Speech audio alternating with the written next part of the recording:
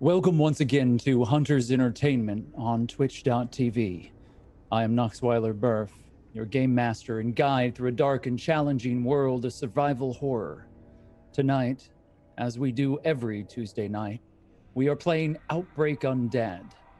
This game is not for the faint of heart, and I, as the game master, have confirmed consent with each and every one of my players. Our lines and veils have been very firmly drawn, and we have safety protocols in place to assist and protect everyone at the table tonight.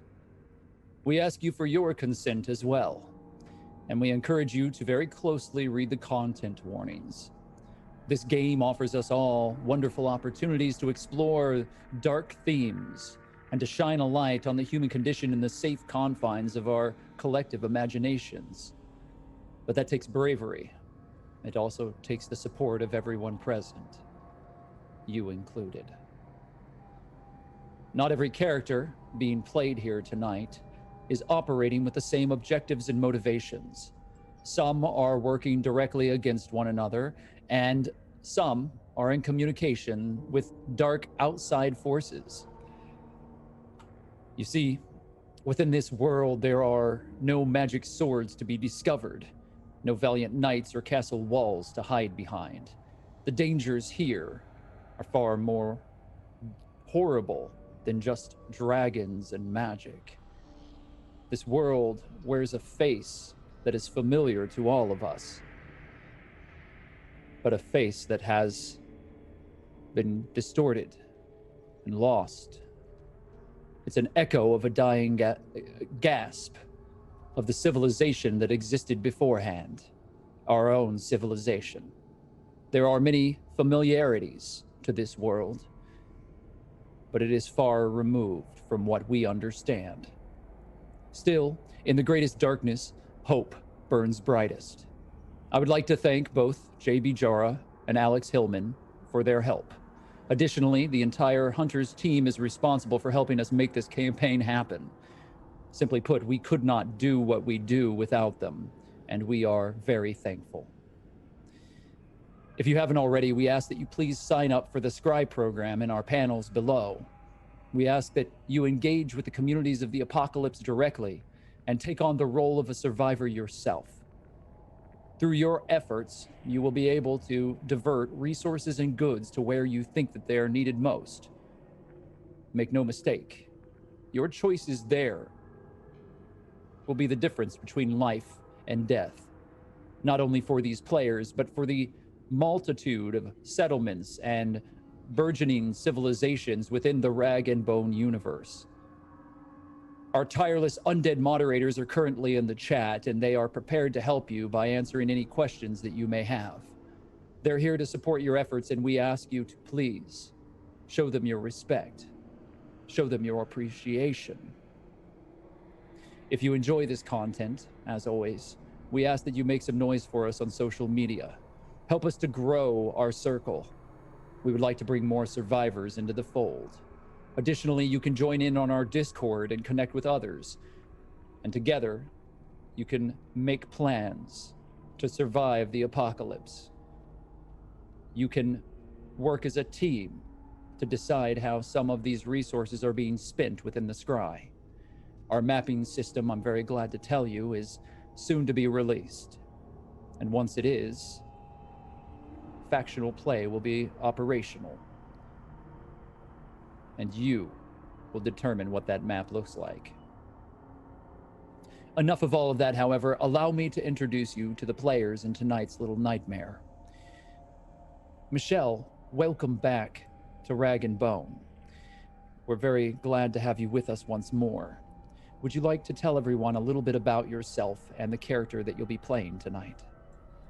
Sure thing. Hi, I'm Michelle and Bradley. I'm here, obviously, every Tuesday. Very happy to be part of the Hunters cast. I am also part of Paizo's cast for their Wednesday shows, which is starting up sometime later next month. You'll find out soon. You can also see me this coming Monday. I am reprising my role as Betty from the Rat Queens. we are going to be supporting the Kickstarter pre-release of the Rat Queens to the Slaughter board game. And in doing so, we're doing a show from 2 p.m. on the Easy Allies Twitch channel, and any donations we receive during the time is going to be donated to the Trevor Project. So check that out. I talked about my Twitter. It's there somewhere in the information. As for tonight, though, I am baby Faith. I'm not a baby anymore. I have been running around these cannibal tunnels, as we're calling them, with everybody else. Still missing my adopted brother Omar, so that's going to be an issue. We've just escaped, so I think we got to go back now, which is worrying. Otherwise, I feel like I kicked a lot of ass last episode. I didn't really get hurt. Did pretty good in all my checks. I found a bunch of ammo, I believe, in a secret storehouse, and that was pretty cool. So I assume this episode's not going to go as easy for me. We'll see. Faith has done very well for herself, but I will remind you that you did not do this alone. Thanks to our stalwart crew within the audience, they were able to unlock that safe house for you. That's right. Yes, thank you. They were also able to protect you and to shield you multiple times during the events of last session. However, I will also say that this week, unfortunately, there will be no additional competency for any of you, as our goals were not reached. If you look on our overlay, JB has made some adjustments. Be sure to talk to the moderators about what has changed and how you can get more involved to ensure that these survivors have a better chance at the work ahead of them. Regardless, Markia, welcome back. We're glad to have you as well. Would you like to talk a little bit about all the things that you do across the internet and who you're playing tonight? Sure. And then also, Knox, if you see the Zoom chat, I have a question for you for a possible thing to announce. Hey, I'm Markia McCarty. You can find me on Twitter and Instagram at Markia McCarty. And then here on Twitch is Darth Markia. Facebook is Markia TV. Basically, it's my first name, and then you'll find everything else. So as far as things, if you've been noticing, all of June has kind of been like a pre-Halloween for me. Go ahead and chat and join the chat like with on Twitter, where we're talking everything from like Black Summer to Who's Your Clown, mine is Pennywise kind of a thing. Also check out youtube.com/snarled. We had our Juneteenth episode last week, and this week it's something completely horrible. I hate it, as in a thanks, I hate it. It's wonderful. Go ahead and check it out. There's also a podcast where we do 3 or 4 additional stories. And you can, wherever you listen to your podcasts, that's where you can find something scary. So, and as far as things happening this week, this Friday, right here on Hunters Entertainment, we are doing a special episode of Alice is Missing, where it'll be myself being the facilitator and a number of maybe new to this channel, but not new to you in the Twitch sense of people that we are going to go through the emotional ringer with us this Friday. So go ahead and either follow Hunters or me to find out more details with that. And I'm going to have some more announcements soon of like really cool stuff that's happening in July. But for right now, my character Achira, thanks to chat, was able to get a hold of something pretty valuable in this apocalypse that we're in, and that is medical supplies. Along with that, she's a bit of a trickster. She always seems to have something up her sleeve. I kind of think of her as a Joker meets Nightwing-ish kind of character. But along with that, she is basically almost out of tricks now. She had to use just about everything that she had just to be able to get out of the Marauders' tricky cabin. So we'll see what happens now, because now they have to survive the woods. And what supplies do they have? I don't know. Exactly. You have stepped out from the Marauders' hideout, their network of tunnels and passages that they had carved out of the cabin there in the middle of the woods. But that survival hasn't ensured you survival in the woods beyond. Melee, welcome back. We're glad to have you back with us. We're excited to see you once more. Would you like to talk a little bit about all the things that you do across the internet and a little bit about the character that you'll be portraying tonight? Yes. Hello, I am Melee Damage. You can find me on all the socials, whatever they are, /Melee Damage. Check me out there for updates on all things music, gaming, doing movies and stuff. So lots of cool stuff going on. On Saturday at noon, you can catch me on another show called Lords of Faerun. Again, follow me on socials and you'll catch the link for that. Yeah, tonight on this show I will be playing Rowan Karloff, a lieutenant of the Citadel, who is probably slightly elated that she got to cauterize a wound last game, because like all things gory and just absolutely tragic make her just a little happy to do those things. She likes making people cringe. And yeah, I believe she is on her way to again rain more terror by trying to get the Citadel to rain fire down on whatever hellscape with these marauders that we've been crawling through. So I feel like at this moment, Ron's very excited. It feels like Christmas morning to her. A lot of terrible things happening that hit her right in the warm spot in her heart. It is certainly true that these cannibals may have bitten off more than they can chew when it comes to the Citadel. Luis, welcome back. We're very glad to have you with us, and we would love to hear a little bit more about all the things that you're doing out in the world, but also the character that you'll be playing tonight. Yeah, good segue, Knox. You're just talking about getting chewed and bit, because that's what happened with Lampwick, but we'll talk about that in a sec. Hey everybody, I'm Luis Carrazzo. You all probably know that, and find me on all the socials with my name. This Friday, if any of you are in Southern California and want to go to an in-person film festival, my short film that I've been talking about, of Hearts and Castles, is at the Palm Springs Film Festival, which is a highly regarded international film festival. It's an Oscar qualifying film festival. I'm on the 7 p.m. Friday night block. So I think they just released more tickets because of all the COVID lifting and stuff. They were allowed to put more people in the theater.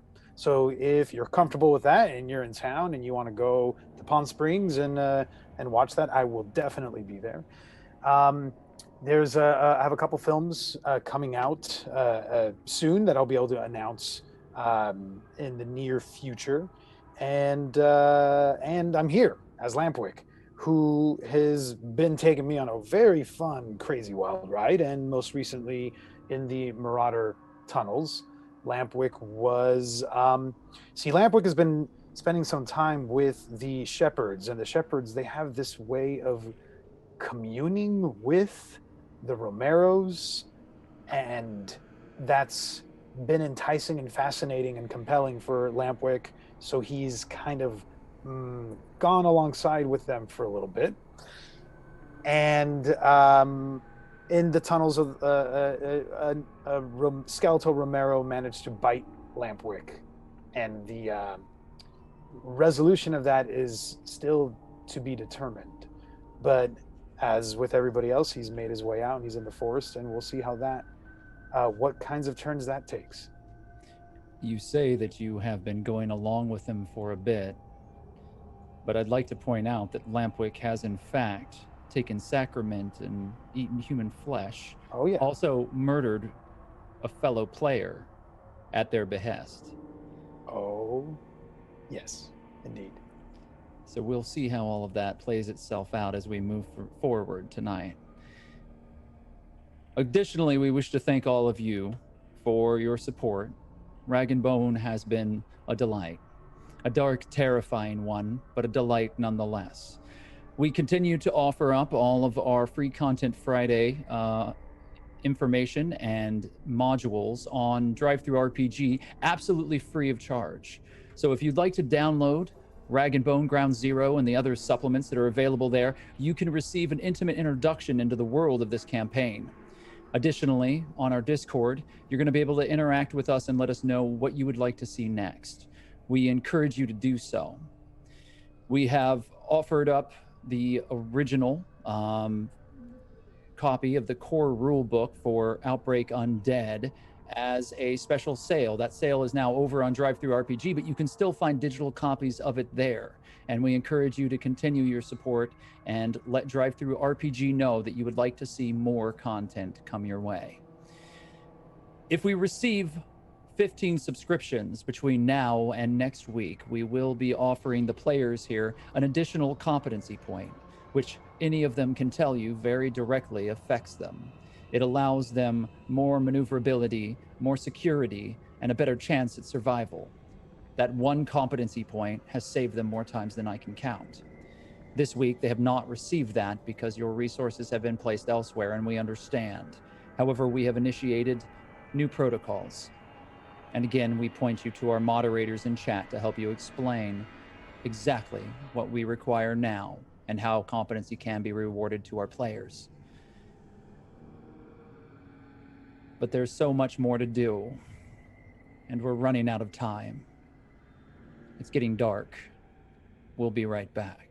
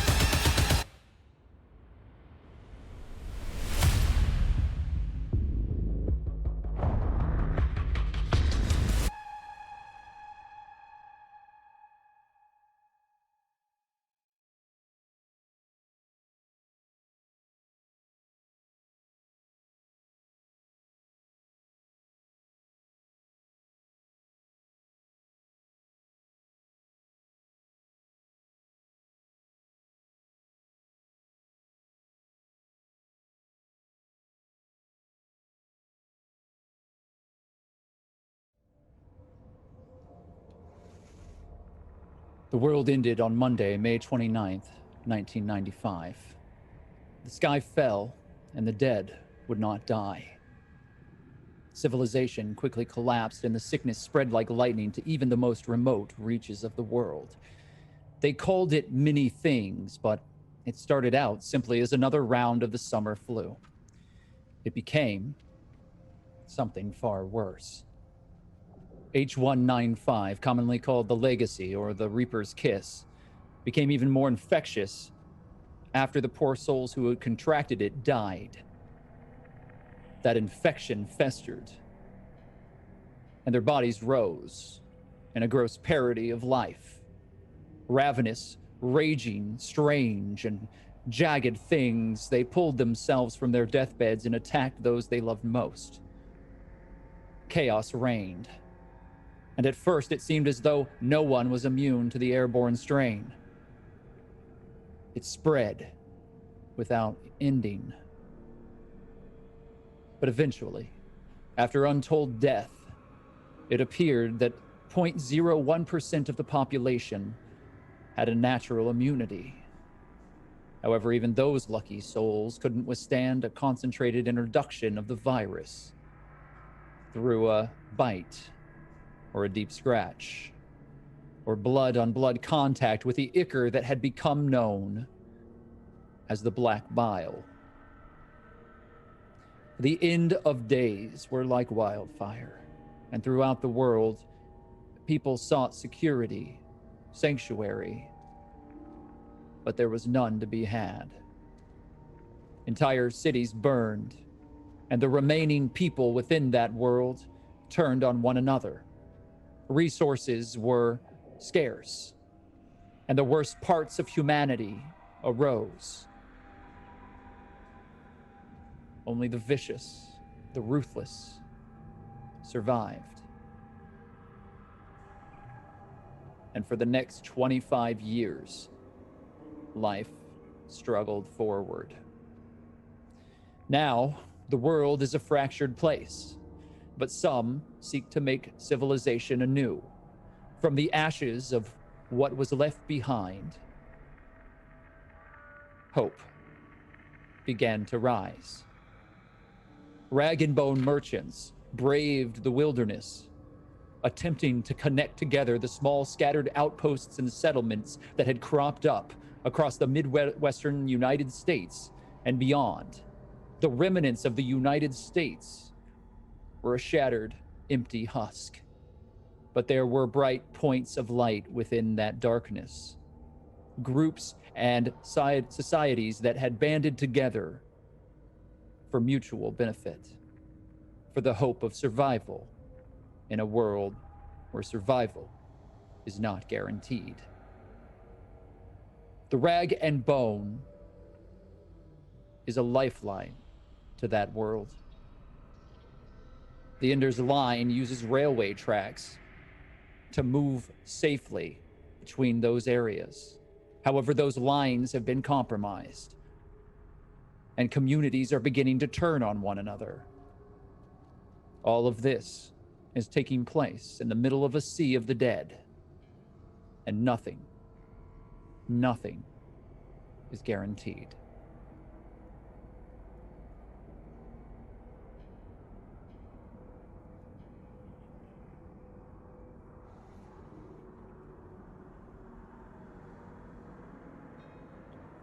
I need all of you to make a spot listen check as you charge through the woods. The broken moonlight falls upon the misty ground in front of you. Dark silhouettes of tree branches and undergrowth surround you. Within that dark emptiness beyond, you sense movement, shuffling, sounds in the distance.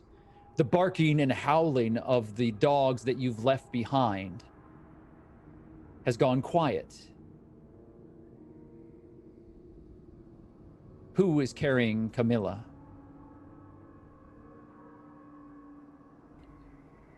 Lampwick, are you shouldering the weight?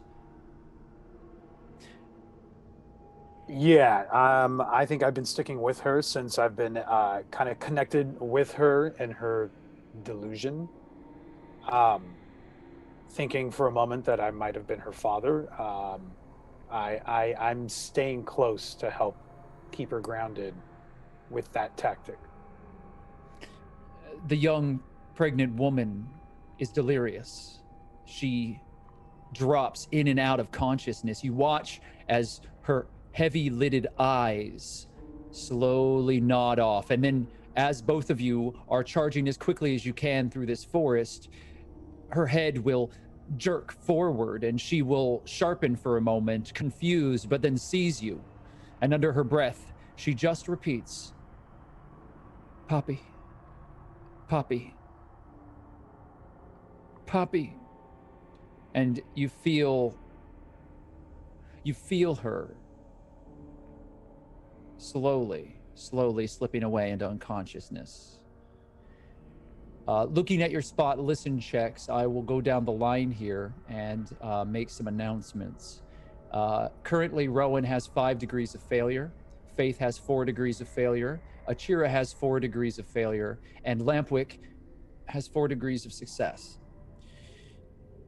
Fitting However, I will ask all of you now before we move forward, do you wish to use any of your competency points or resources to mitigate this failure?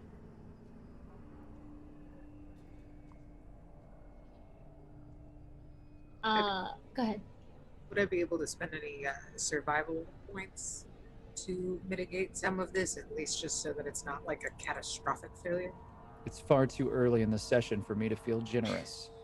No. All right. How many competency would I have to spend to make it not suck so bad? You currently have 3, I believe, unless you have an ability that lends you additional competency in the woods where you all are. Yeah. I know Right. some of you do have abilities that give you additional competency for that terrain. Yes, I do. Yeah, I will give you 3 to make it not as terrible. If I could make a suggestion, Rowan, I would suggest you only give me 2 and save the 3rd. 2 competency will bring you down to a less catastrophic result. However, if you wish to use that other competency to lower someone else's catastrophic result, you may. Both Faith and Achira have also gained 4 degrees of failure. I will help Faith because I feel like she's probably the one closer to Rowan because they're Citadel. So I will assist her in some way. So you spend your 3 competency and you bring both yourself and Faith into a more traditional failure. Achira, do you wish to remain at 4 degrees of failure as all of you are running haphazardly away from the horrible shacks and tunnels that were left behind you? No, I'll go ahead and use 2 competency points to get me down to 2 degrees of failure instead. If you wish to do that, you may. And with 2 degrees of failure, you still fail, but not catastrophically so. I will be taking the group's results as a general whole. However, Lampwick, you have 4 degrees of success, which is a very, very successful roll. So I think it's fair to say that despite the fact that you are carrying Camilla here and that you are working to keep her conscious, that you're also keenly aware of the danger that surrounds you. I'm going to allow you to determine one of 2 things. And this choice will be detrimental to you and your group if you're not careful. You can choose to use your additional success, your competency that you have earned here for this spot listen, and use it to help bring Camilla back to consciousness. Or you can hold on to it, allowing Camilla to potentially pass out, and then be aware of your surroundings, no matter what occurs.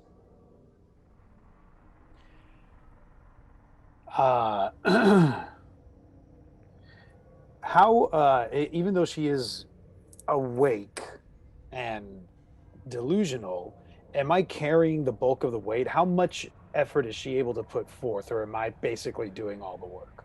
You are currently doing the lion's share of the work, and it's getting worse as you move forward. She is a fairly frail person. However, she is 6 months pregnant and is carrying a lot of additional weight. That, given your current level of fatigue, the injuries that you've sustained recently, and the situation that you find yourself in, has made this very difficult. Well, since she's already kind of half out or more, I think the survival of the group, her survival is dependent on the survival of the group. So I'm going to move towards paying attention to my surroundings for the benefit of the group. I'll allow you to make a navigation check. Okay.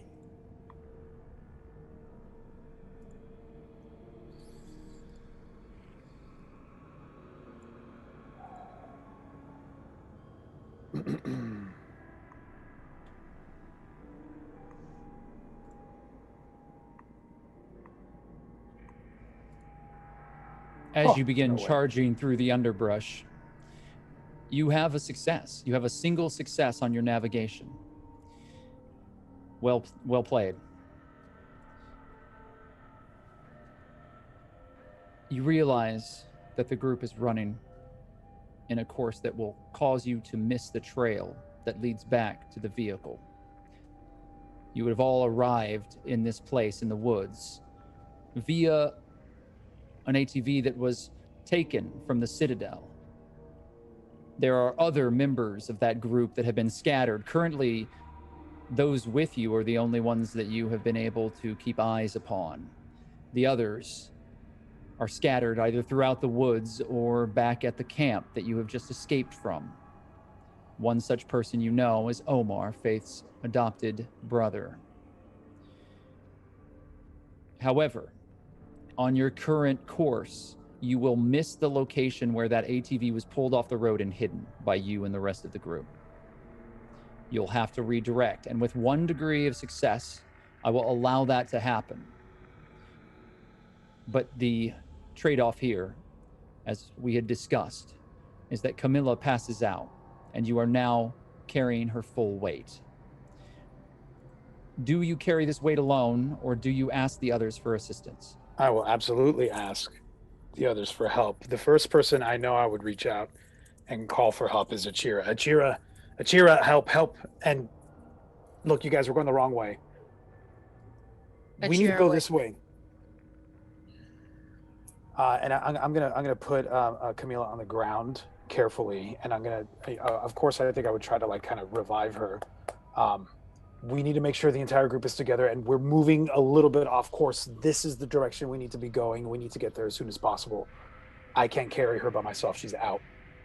I do have that medical bag now. Could I look for smelling salts or something like that in it? Well, you do have a crate of medical supplies. If you wish to take the time to open that crate and begin to search through it, you may. However, it will require more time than simply opening a suitcase. No, I'll just I'll help in carrying unless someone wants to. I was gonna say slap a pregnant woman that we semi-amputated her arm. First of all, that's my friend you're talking about. She just ran away, and I don't really know why. But I do still have smelling salts from earlier when I was using them on Rowan and basically everybody in this party at some point. Yeah, right. All right. So I'll allow you to make a first aid check to try to revive her. I'm going to give you 2 black dice of difficulty given the severity of her wounds. Okay.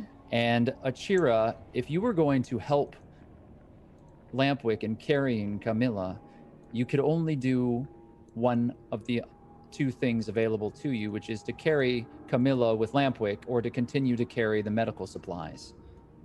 You wouldn't be able to carry both. Well, Faith got 3 successes, so maybe we don't have to make that choice right now.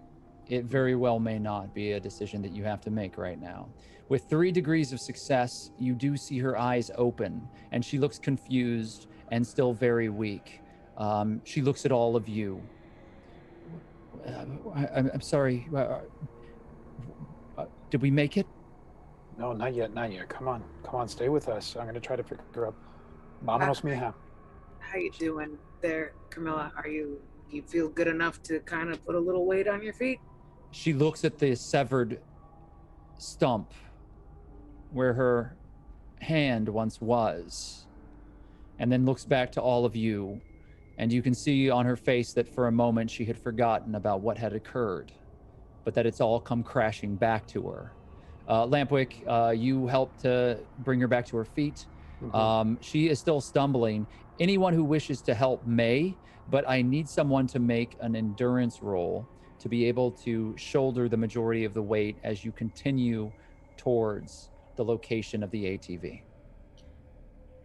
Is there any way that I can, since she's awake now, where it's like just kind of brace on the other side to be there to help, like kind of like corralling, because I gotta hold on to the crate, but I also want to help. All right, so if you're going to give her kind of a shoulder to lean onto as well. I'll have both you and Lampwick make endurance checks. And while you're making those endurance checks, I will add a single degree of success, and combined, we will add your results together. So both of you can make that endurance check. No degrees of difficulty Any dice added. of difficulty? No, not Gotcha. for this. It is a straight endurance roll.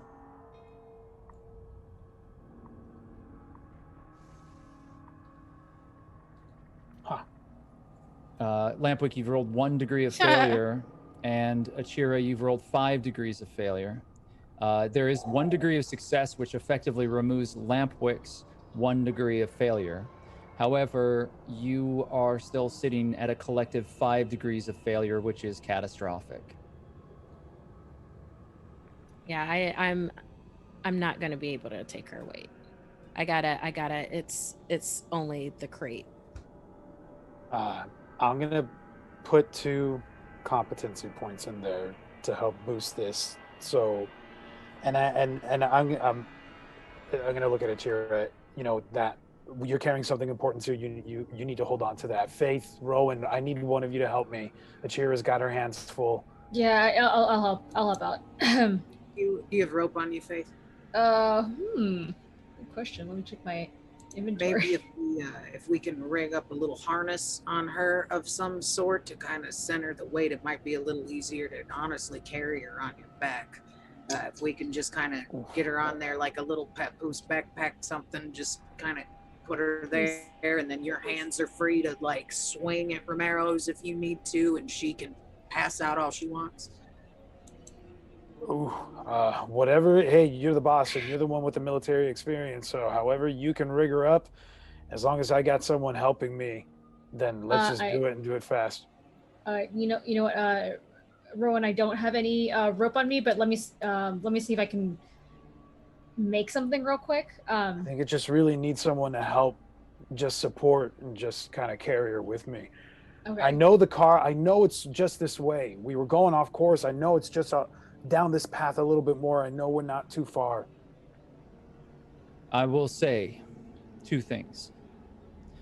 You have all been moving this entire time, with the exception of when she fell. You then used the smelling salts and then continued on your way. Now, it has slowed down considerably. Achira, even with the extra weight from the medical crate, you are able to continue at a good pace. Lampwick, you are falling horribly behind. And anyone who chooses to work with Lampwick will also be further behind, unless, as a group, you decide to stay together. The second thing that I will say is that Lampwick is bleeding from the shoulder and has a number of other fairly nasty-looking wounds. Him shouldering someone on his back doesn't seem like it would be a good idea. I'm gonna try to see if I can take over for Lampwick. I feel like, Camilla's my friend. I'm pretty strong. I can give it a shot. I'm do not happy have to any pass. I'm Or happy maybe- to pass her off for a moment. I do Sure. have a wound on my face and on my shoulder. Yeah. Hey, bloody guy, if you can just let my friend go, I'll take care of it. You need to clean up a little, not bleed out and die here. Well, as soon as we get to the car, I'm gonna need you to take a look at a couple things. Well, anyone can help you once you get to the car. I got to get back to there. I got to find Omar. All right, let's go. Different story. But Faith, can you give us each one of those grenades that you have? Give me one of these because I do have one. yeah, that guy has one already. Normally, Jira, for you, no, nothing.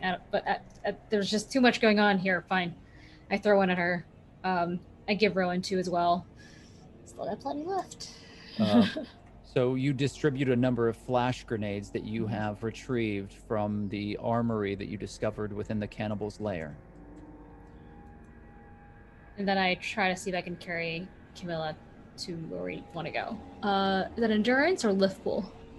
You can choose to do lift pull if you so desire, if that is better for you than an endurance roll. It's the same for me. So here we go. Can I add on any of my my climbing gear. I have climbing gear. That's rope. I keep forgetting that's what that is. Explain to me how you'll use your climbing gear to assist in this situation. I assume climbing gear would be a number of cords, like like strong cords and carabiners and hooks. So I could use that to kind of get like her waist attached a little bit above my hips, and I can kind of heave her up a tiny bit so I can hold her not just with my arms up, but also with my back and my waist and my legs, distributing the weight. So be it. You may use your gear. Heck yeah. All right. Gear. Please help. Tricky. I gotta use some competency. That wasn't very good. You've rolled 4 degrees of failure. Yeah. That's Perhaps, perhaps you would like to use some competency here. Yeah, we need to get this this lady to the car. I'm gonna use 4. I have to use 5. That's so many. That's like all of my. Is there any, since I put in 2 competency points in the previous one, is there any way that can feed into this as a team effort, since I'm passing Camilla off to Faith? Are you remaining behind to assist in the carrying of Camilla? I'm going to remain close by to be available to do that, as well as keep talking Camilla through her delusion. All right. Calming So her down. what I'll do here is I'll allow you to make a persuade check. And if you can succeed at that persuade check, then you will be able to use your competency that has already been spent to assist in this situation to lessen the failure for Faith. But we need to make that roll to determine if you are able to sustain this delusion that she's having. If she's able to continue to believe that she is her father, that you are her father. You have 1 degree of failure on your persuade. We're in a formation though, right? You are in a formation. That keeps our morale up. It does. So your morale is currently a lot stronger than it would be normally. And thankfully, no one has died to be able to shatter that morale currently, but it is becoming very, very desperate. As you are trying to fight your way through this forest, I feel as though the group continues to stop and start, and that you're adjusting yourselves and grabbing gear and trying to find an easier way to drag Camilla through this dangerous woods. But everything has only succeeded in slowing all of you down. So Rowan, Achira, neither of you have been working very closely to carry or to bring Camilla back to the vehicle. So I can ask you, I feel separately, do you press ahead? Do you move forward from both Faith and Lampwick and Camilla as they begin to fall behind? Rowan stays in formation. Definitely staying in formation. All right. So the group maintains its coherency and begins to make its way, however slow it may be, through the woods. This is where Lampwick's spot listen is going to come in very handy. The successes that you have made allow you to hear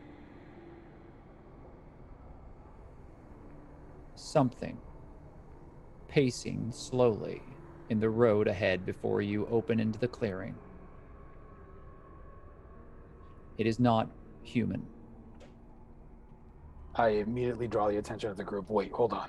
You guys, I hear something, and I point exactly in the direction where I feel it is. Lampwick and everyone who is present. As Lampwick points in the direction of the sound, you see the ridge, and you know on the other side of this ridge, that pathway, that mountain pass that you and your allies were traveling along before you came to that fallen tree is on the other side of the ridge. And there in the far distance, in the darkness of this place, through the fog, in the moonlight, you see a figure pacing back and forth on 4 legs. a wild, furry creature, low to the ground, with a hunched back and eyes like fire as they spark in the moonlight. You see a wolf.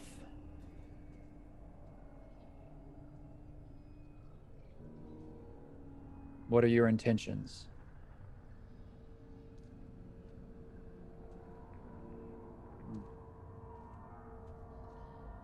Rowan will look around for a tree and try to pull in Achira. She's learned from watching Achira do this so many times. She's gonna try and get up high and aim with her long gun. Look at everybody else at the same time and be like, well, I don't know about you guys, but I know bears can probably climb trees, but I think we got better luck being up high with the wolf. Some of us aren't going to be able to get up there. And also, wolves tend to work in packs. I don't know if I see any more. Do you guys see more than just the one? I can climb up and take a look for you first before I shoot if you want. We could try the flashbang. Yeah. Faith, you're carrying Camilla, right? Mm-hmm. And where the wolf is, that's the direction that we need to go past to get to where we believe the ATV is.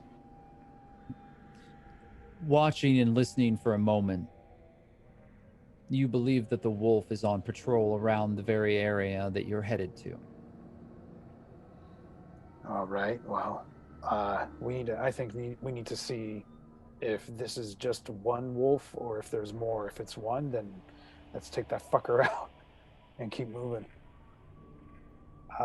I'm going to take out my pistol, and wherever Faith is going to be with Camilla, I'm going to kind of position myself nearby so I can be a little bit of a defense in case it rushes us. Achira's going to try to use her crossbow with this, but she'll have her flash grenade ready just in case. And I'll focus on keeping Camilla upright and moving slowly. Well, I guess for now, just trying to stay still and hidden while everyone else kind of does the work for us. Rowan, you had said that you were going to climb up and try to get a better view. So let's have Rowan make a climb check with a single blue die for your speed. Faith, I'm going to have you make an additional first aid check with a single blue die for your speed. Lampwick, I'm going to have you make a pistol roll. However, I want you to make roll two blue speed die, and also roll 2 white die for your depletion.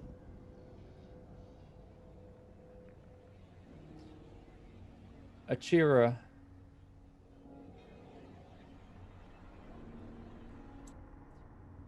go ahead and make, I believe we said that this was going to be a pistol roll for you for the crossbow that you're using. However, it is very dark if you're trying to aim directly at the wolf.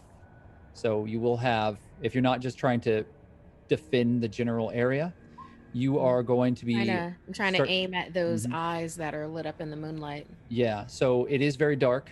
Those are pretty far away and a pretty small target. So I'm going to have you roll 2 black die of difficulty alongside your pistol with 1, actually make that 2 blue speed die, and we'll see how you do. I'm sorry, that's 2 and 2? 2 and 2. 2 black difficulty die due to the darkness of the area, and 2 blue speed die to determine what order you'll be acting on.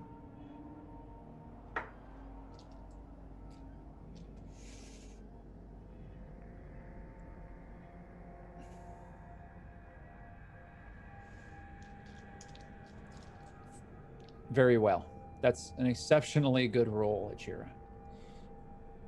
Let's start at the very top here. So, as I see it, the first person to go is going to be Rowan as you attempt to climb this tree. However, you get about halfway up the tree and branches begin to become very, very brittle as this tree has recently dried out and perhaps died. You grab onto a branch and it cracks heavily underneath your weight. You have 5 degrees of failure. Do you wish to do something to mitigate those failures? Okay, so we're in the forest, which gives me more competency. Are we still considered in formation as well right now? You are still in formation. And is this a location hazard? This is not yet a location hazard. I'm sorry. All right. Well, I still have enough competency here, I think, to make this not suck as bad. So how many would it take for this to not be absolutely catastrophic? If you spend 2 competency and bring it down to 3 failures, I will make it difficult for you, but not catastrophic. Sounds like a deal. Okay, so spending 2 competency, you bring it down to 3 degrees of failure. And I'm going to say that a branch breaks. There's a loud snapping noise. And the wolf looks in your direction, turns, and darts back towards the direction of the ATV. Shit. Sorry, guys. And then a branch falls down near all of you from the tree above. Operating on 8, we have the first aid for Faith and the crossbow shot for Achira. Achira, you have 1 degree of success on the shot, and I'm going to allow that to pass through as the creature runs away. However, it will have the opportunity to move out of the way. I thought 1 degree of success was a hit. It is a hit, but it is also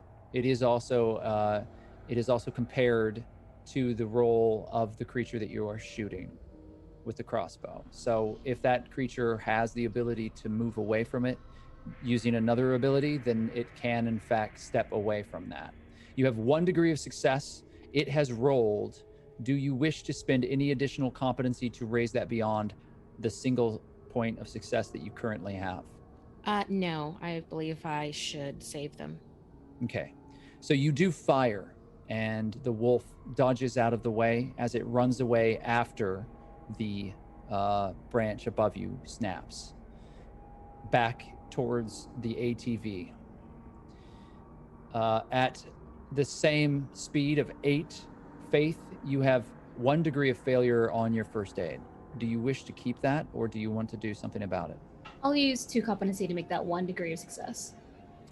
You do maintain Camilla's consciousness, and you have sustained her long enough now that you will not have to make a check for some time.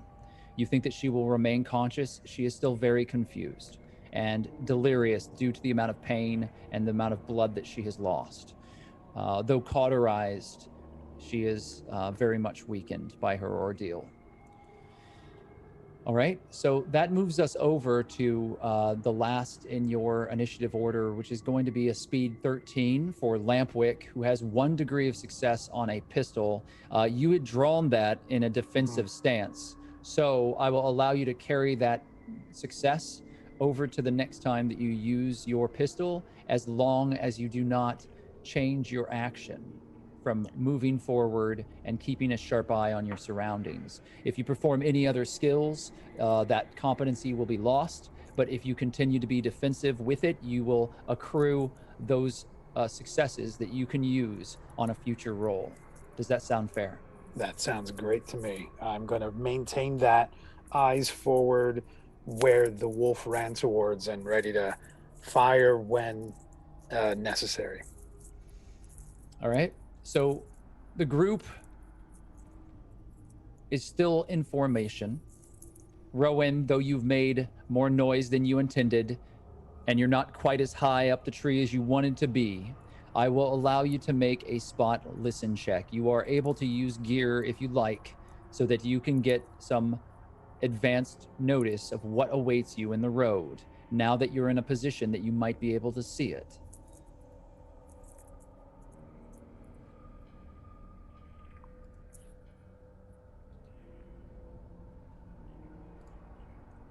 Speed dice or difficulty dice? There are no difficulty dice, and there's no need for speed dice as your opponent has escaped.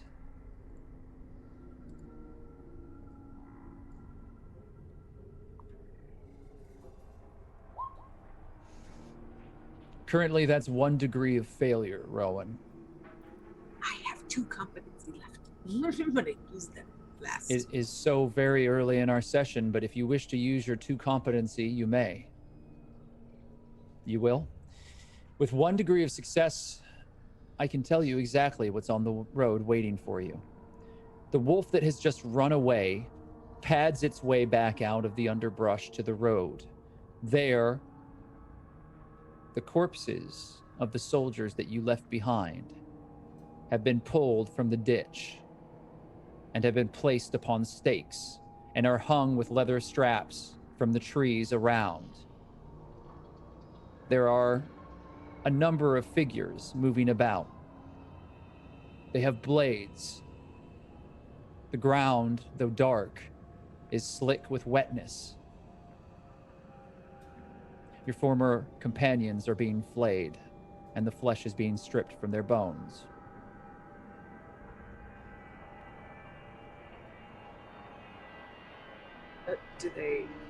Are they dead and they're being stripped, or they're alive and they're being flayed?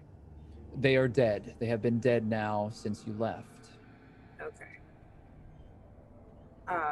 Rowan will climb back down very carefully and translate that to everybody, what she saw. How many were there? You saw 3. 3 of them. 3 wolves, or the wolf and then 3 of them? It was a wolf and 3 people. Look, you guys, we can get the jump on them. They're not that far away, and we have flashbangs. And there's the car. And what are we gonna do? What are we gonna do with the car that's still blocked behind a tree? There's at least some supplies in there, I think. We can try to at least get some more water and snacks going. Just grab what we need out of it if we have to. And if we can get the car out of the way, I don't think we can move very far with her. Look at her, she's barely holding on. And I'm pointing at Camila. Rowan, did the road still look the same? Were you able to see? Was I not? The road was still blocked by the tree, but you and the group had already done the work to remove over half of that barricade. Another few hours of work and it could be cleared, assuming, of course, that the ATV can be started. But what you've said is very true. Amongst all of you, you have perhaps a day's worth of rations and a single canteen of water.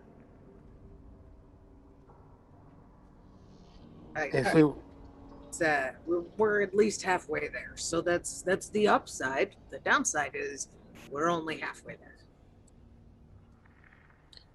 If we were to try to make it back to the Citadel on foot, how long would that take us? Over a week. We need that car. All right. Camilla's not gonna make it out of here like this. We need the fucking car, and there's only 3 of them. How could it possibly go wrong? I'm gonna while they're debating, I'm gonna kind of creep over to Achira, and I'm gonna I'm just gonna say under my breath, and I'm Achira, I don't know if I'm gonna make it, and I'm gonna point at my face. This is worse than it seems. I don't think I can handle a week of hoofing it. Well, then we have to get the car then, don't we? Do you need me to bust open this crate and look at you? I need somebody to look at me, and I think it needs to be her. She knows. I've seen her taking care of Camila, and I'm pointing at Faith.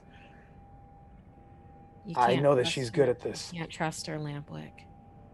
I don't know if I have a choice. And hey, look, depending on how she is towards me, then you'll learn whether you can trust her. I know I can't trust her. Then I think that we need to earn it. We need to earn her trust, and we have to do it fast. It would be easier to go through Rowan to get to her. Then we should do that. But I don't have time. And I'm going to pull out the flashbang. How do you use this thing again, Rowan? Ha ha ha ha ha. hold the pen. Try not to drop it on your face. Glad you still got your sense of humor. Well, I guess we're going to have to go for the car then. I mean, the good thing is we have surprise on our side. It's not like wolves can talk.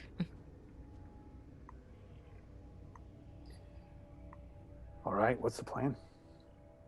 I look at Faith and Rowan. You're the experts.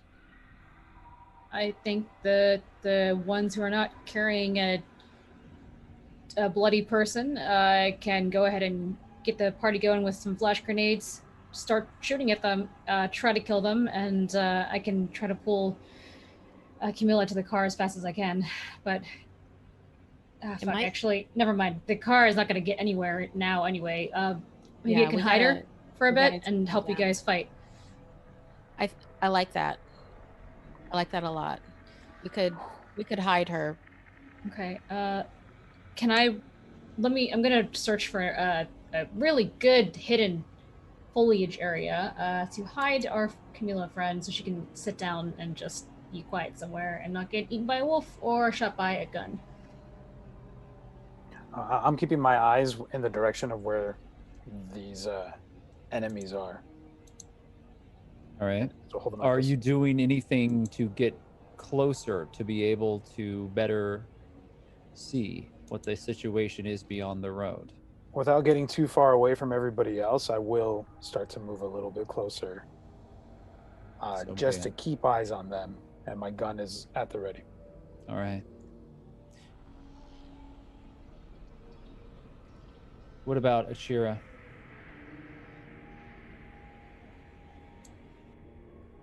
Achira's going to get closer to be able to scout out, exactly the placement of everybody, and also to see if it might behoove them to do this from the trees, or if it might be better to circle around to the other side. Rowan?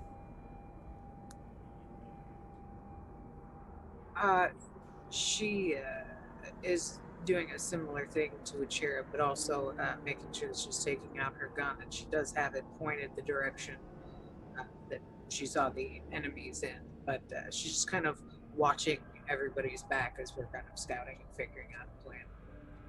So it seems as if everyone is effectively just keeping a sharp eye on the situation as you prepare yourselves. Faith, you do put Camilla down in a small nook that you found in between two large trees. There are soft leaves here, and given the darkness and the heavy mist that surrounds you, you think she will be safe here for a short period of time. If there's any gunfire, she'll be hidden underneath an embankment of dirt. I tucked the long gun that she had on her back, so I just sort of put it in her good arm, and I'm like, brace against the tree and shoot if anything comes at you. It's not us. Remarkably, even though she's delirious and mumbling to herself, you watch as she loads the weapon and shoulders it almost as if through muscle memory. You don't think that she'll allow anyone to approach her without giving them some sort of fight. Atta girl. You turn and walk away, knowing that she is made of the same stuff that you are. She's part of the Citadel. She is strong, and she's been made strong through the furnace of that place and those that have come before you all. These soldiers that have died, that have found themselves in this situation, have sacrificed themselves for the greater good, for the good of all that survive and struggle here within this region, tirelessly hoping to be able to scratch some sort of survival out of this darkness. Faith, you move away. However, I'd like for you to make a search roll. Okay. With one black die of difficulty added to it due to the darkness.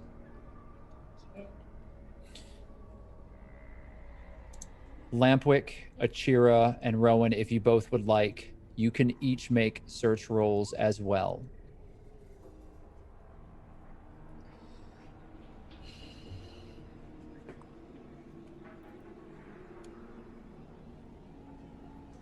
That is 1 degree of failure, Faith. Rowan, you have 4 degrees of failure, and I know that your competency is low enough that it's not going to matter. Achira, you have 2 degrees of failure. Oh man. Lampwick, you're the Alright. only remaining survivor to not roll for search. Okay. Let's see how you do before we move forward, and then we'll come to Faith. Oh man. Oh, Okay. good. Well, it seems Okay. important. So Yeah, does I'll- it help any does it help any that all of us are extremely aware that they put traps around because Achira saw Gravedigger go down with a trap and then let everybody else know about that as well? Markia, I most likely would have said no. However, the fact that you have brought that up and made it clear that your survival instincts are sharply honed on the ground is going to allow you some opportunity to escape what you know is coming. Lampwick, can you please make the roll? yes. Is there? I still have. Do I still have binoculars with me, or did I lose those when I lost everything else? And is that something I can use here? You cannot use the binoculars in the dark. There. Yes, in the dark. Great. All right. Let's roll this. If you have any sort of night vision gear or advanced weaponry, you might be able to, but I don't believe you do. I do not. You could shine a light and hope to be able to see something from your current vantage point, but that might be more detrimental. You have 1 degree of failure as well. Now, what I'm going to say is that due to the fact that Markia has made a very clear indication that your characters are aware of how these cannibals operate, I'm going to give you an additional chance. Each of you can make an additional search roll with no degrees of difficulty added to it, or no dice of difficulty added to it. However, a failure here is going to be final.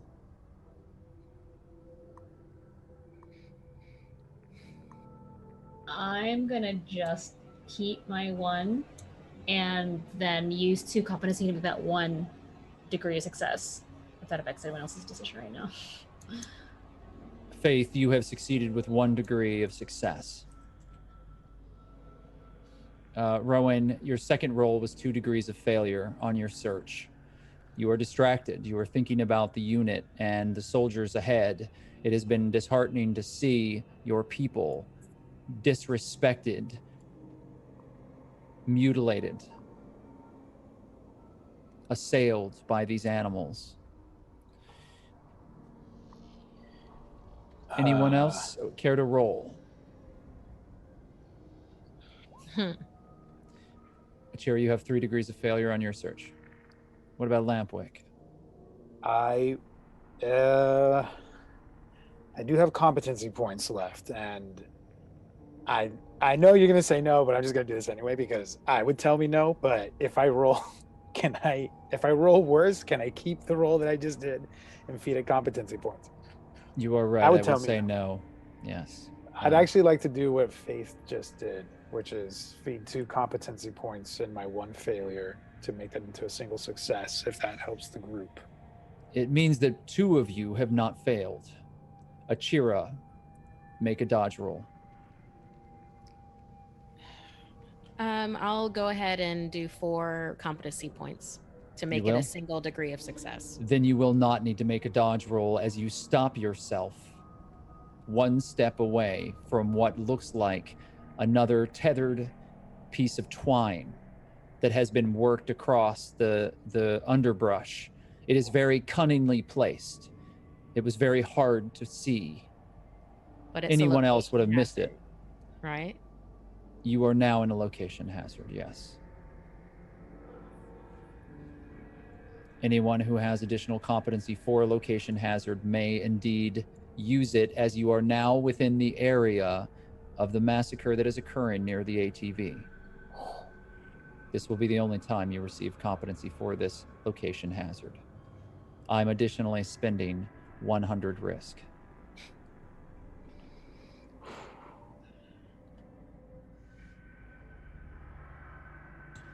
So, Achira, Lampwick, and Faith, You see a number of these traps as you get closer. Rowan, make a dodge roll, please.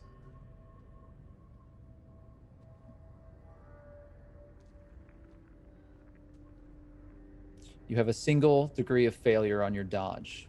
Is there anything that you can do to mitigate that?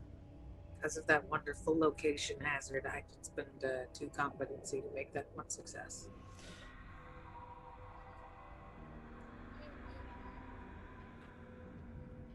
Your foot pushes forward through the underbrush as you are careful as you move. You are trained as a military professional. This isn't your first rodeo. You know to expect anything, and you've seen more guerrilla warfare than anyone else within this group. You know how these people are operating. They're good. They're very good.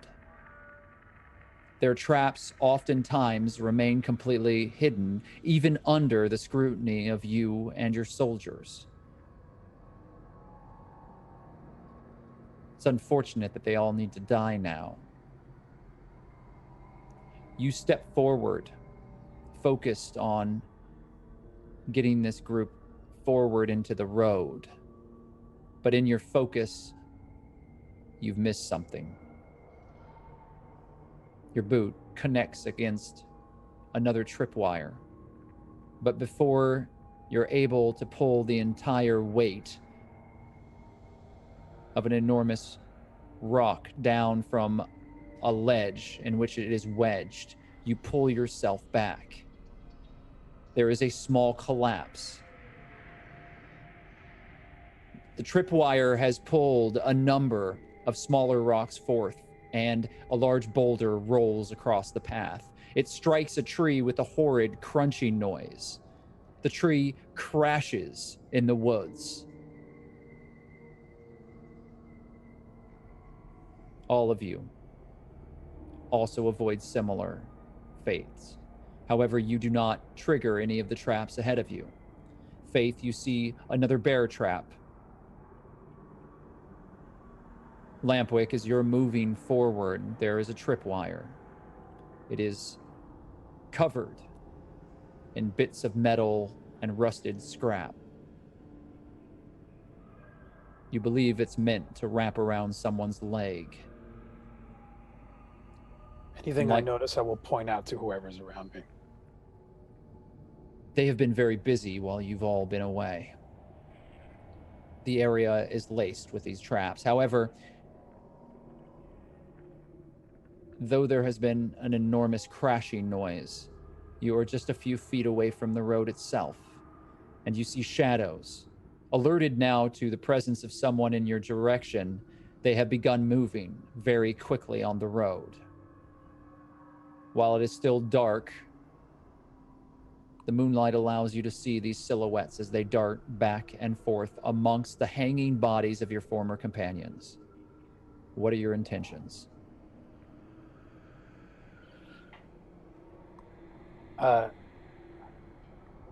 What is our position right now in terms of our proximity to each other? So I know that we were moving forward slowly, and I think we're maintaining formation. Your formation would allow you to be within 20 feet of each other as long as you were in contact. I had assumed that you were moving forward slowly towards the road, spread out enough so that you were not all clumped together. Correct me if I'm wrong. Yeah, that seems the safest way. Is within 20 feet. Does being within 20 feet achieve us not being clumped too close to each other, and also maintain formation, or is it one or the other? You are still maintaining formation. Great. As long as you're in some sort of silent communication amongst each other, it will count as your formation. I think it's now or never. I'm gonna turn back around to Faith and Rowan, and I'm got the flash grenade in my hand, and I make a throw gesture, and then I put my gun right back on. I put my hands back on my gun, and I'm starting to move forward. This is happening. Rowan will make the connection, like down the line, like telephone over to Faith and kind of do the hand signals like he's about to throw it, and she'll take aim with her gun, kind of look back towards Marquia to see if she's got her crossbow ready, and kind of gives the signal that, like, once he throws it, move in, destroy everything. Yeah. When Achira sees that signal, she instead takes her long gun to pull that, because once that goes off, there's no point in stealth with the crossbow. And also Achira is going to do like a this with it as a reminder: cover your eyes, cover your ears. Faith has no confidence that this bleeding man she basically just met is going to throw this thing accurately, and I'm gonna also just, when I see Lampwick start to raise up a throw, I'm gonna also throw one to make sure we cover all three of the cannibals that we're calling them, enemies. Marauders, thank you. Yes, the word's scary. Okay, so I will throw also. And in particular, Achira is going to be looking for that wolf. And Marquia is here too, right? Somewhere in the bush, so she should. Achira is the only ally that you can count on.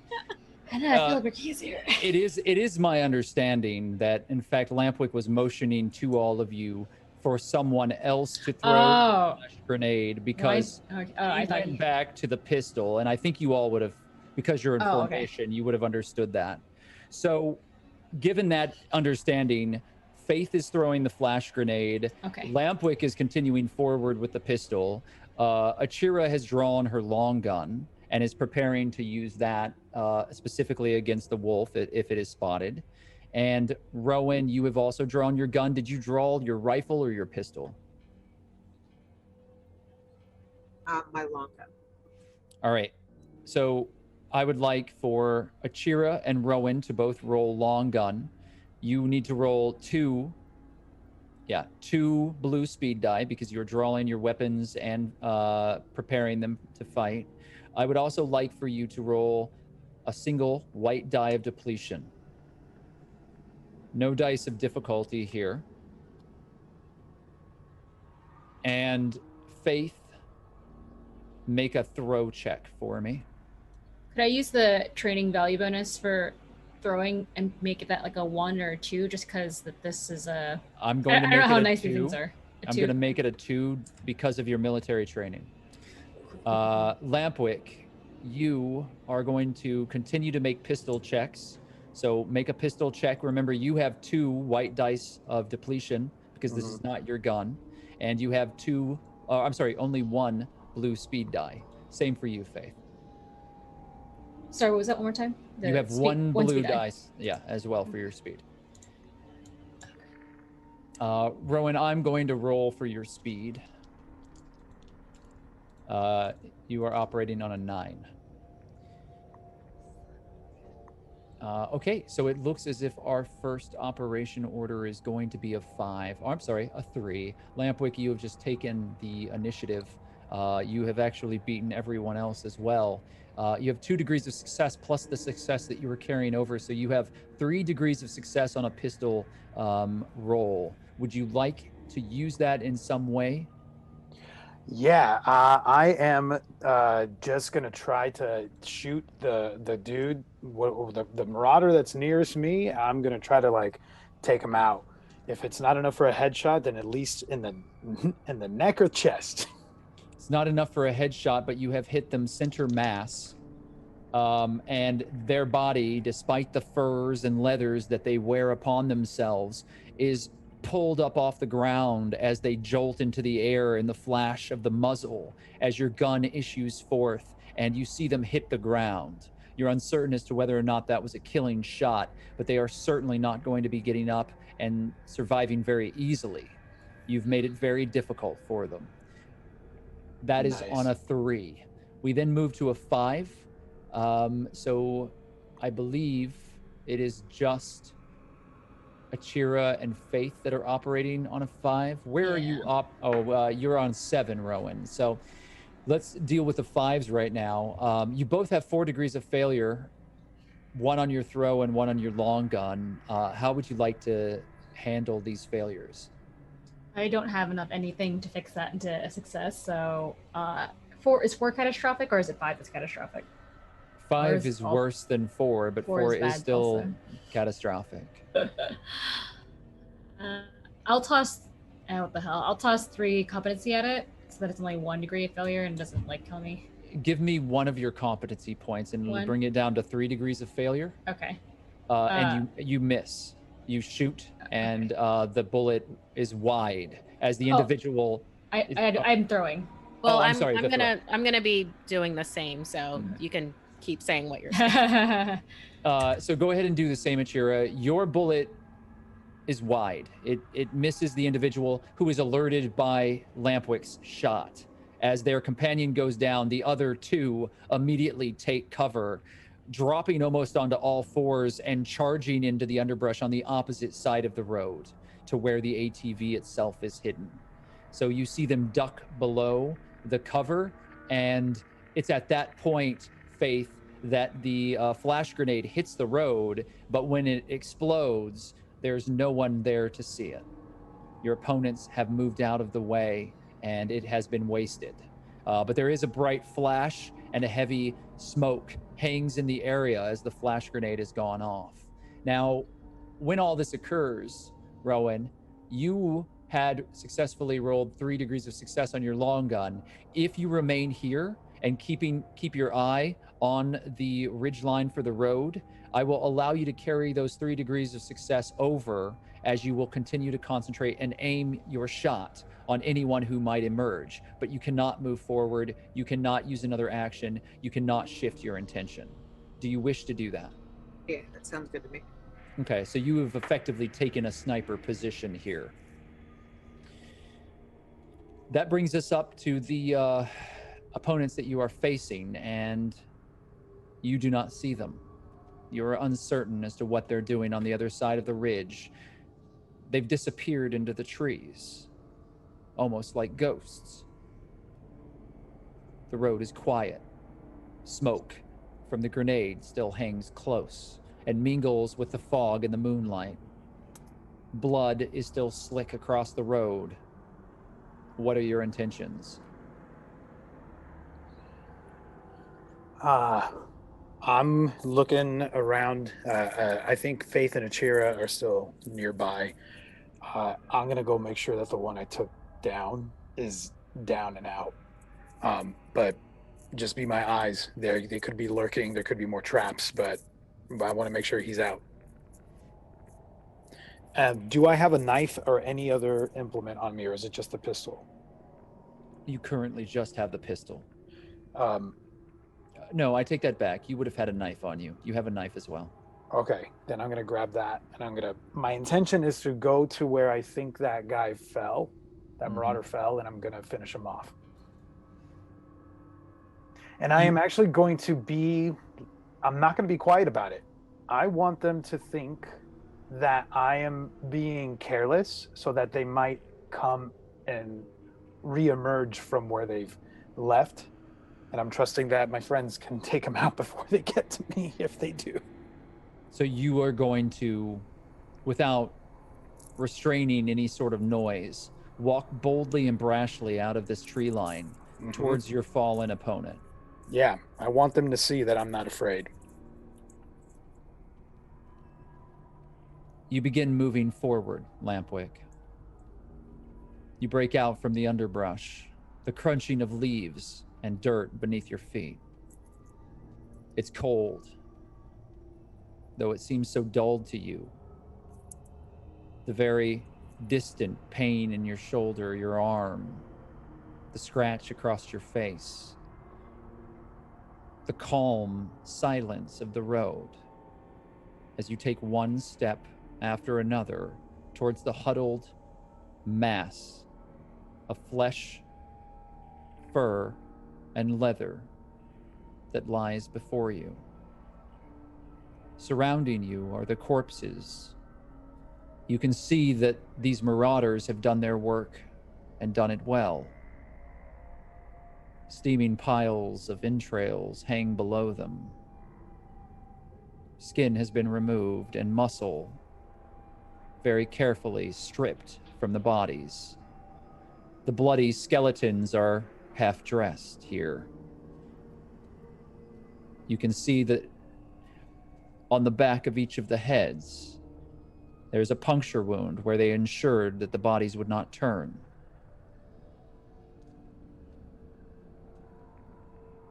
You come close to the body. It's lying there. Rowan, Achira, Faith, are you watching as Lampwick walks into the road? I've got my. Achira would be, if he's being bold and going out there, Achira would be stealthing off to the side, trying to get a shot at anyone who might try running for him. I'll allow you, as Rowan already is, to make a long gun roll for me, and we will count that as a held shot that you are prepared to make should anyone make any aggressive moves towards Lampwick. There are no dice of difficulty here, but I would ask that you make a speed die roll, 2 blue die. Even though I've already got the long gun out? Yes. Go ahead and make 1 blue speed die, as you are already prepared to make the shot. I will,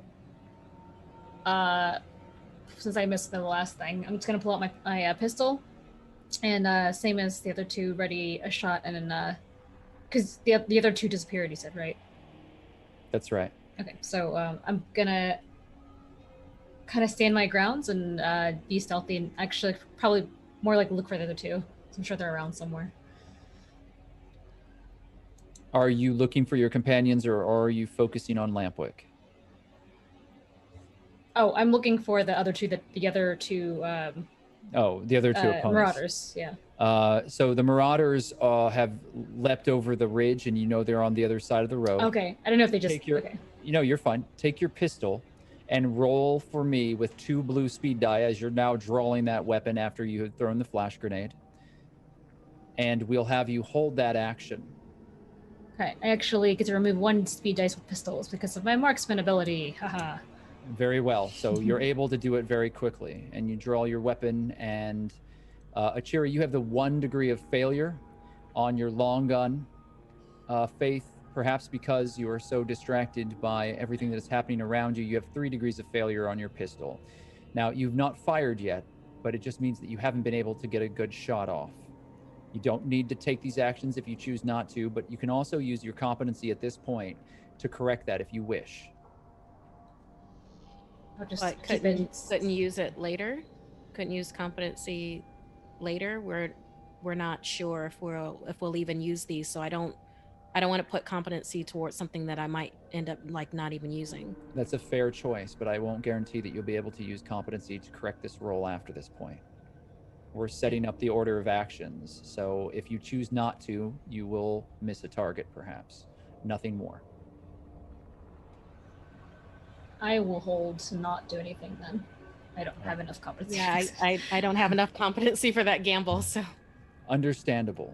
So all of you are prepared. You're watching the ridge line as Lampwick takes another step into the road towards this body. Lampwick, what are you doing?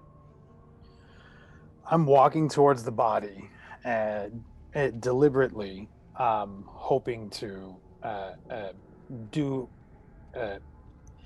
to show these people that we're not afraid, that we've emerged and we're still not afraid of them. And I'm going to finish off the one that I dropped.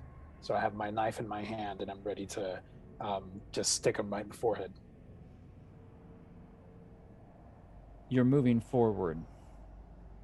You're going to lean down, your knife drawn, and you're going to stab this individual in the forehead, breaking through their skull and ensuring that they do not rise. Is that correct? That is correct.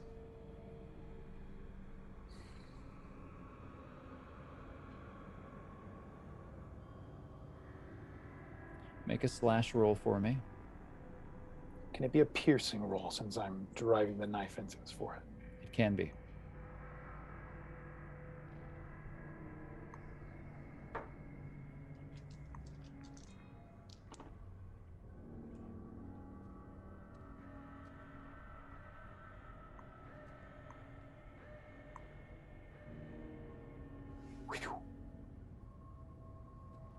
The figure is gurgling on the ground. You hear ragged breathing. Indeed, you struck them in the chest. You perhaps collapsed a lung. You see the filthy face, and you recognize that it is, in fact, a very hard-lived, middle-aged woman. Her hands are sooty and covered in filth. She's wearing the rags and skins that denote that she is one of these people, one of these marauders. There is almost a grateful welling in her eyes as you lean forward with your knife and take her life. She seems grateful as everything goes blank, and she drops to the ground, lifeless. I pull back my knife and immediately put my awareness of my surroundings, trying to anticipate what might come next.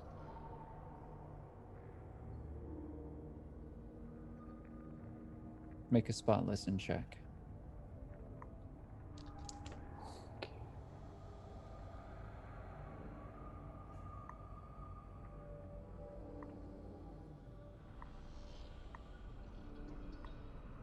From across the way, Lampwick,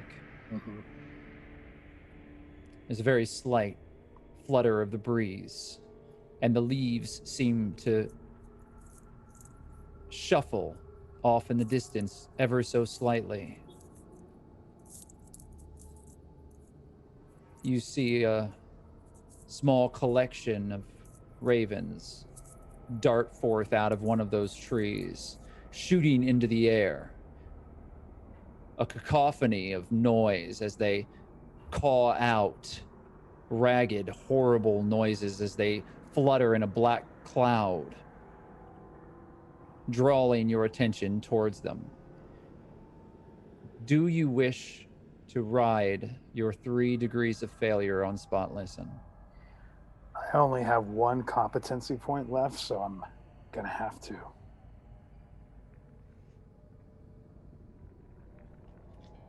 Make a dodge check. Oh boy. For those of you waiting on the other side of the road, no one emerges. No one appears. You hold your shot, waiting for your opponents to show themselves. And then you see the arrow as it shoots forth from the other side of the road directly at Lampwick.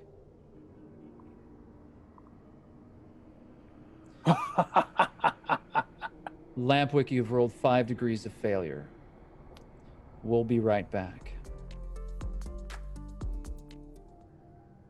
Welcome back to Hunter's Entertainment on Twitch.tv. Again, my name is Noxweiler Burf, and I am your game master through the dark and terrifying world of Outbreak, Rag and Bone. Lampwick, the arrow from the darkness across the way and the jagged forest that stretches before you hits you square in the chest. You have 5 degrees of failure on your dodge. I don't believe you have any competency remaining. Is that correct? Not enough to make a difference. I have 1. Do you wish to use that competency? You will still be dealing with a catastrophic failure regardless. Then no, because if I survive this, then I'll need to use that to survive something else. A fair assessment.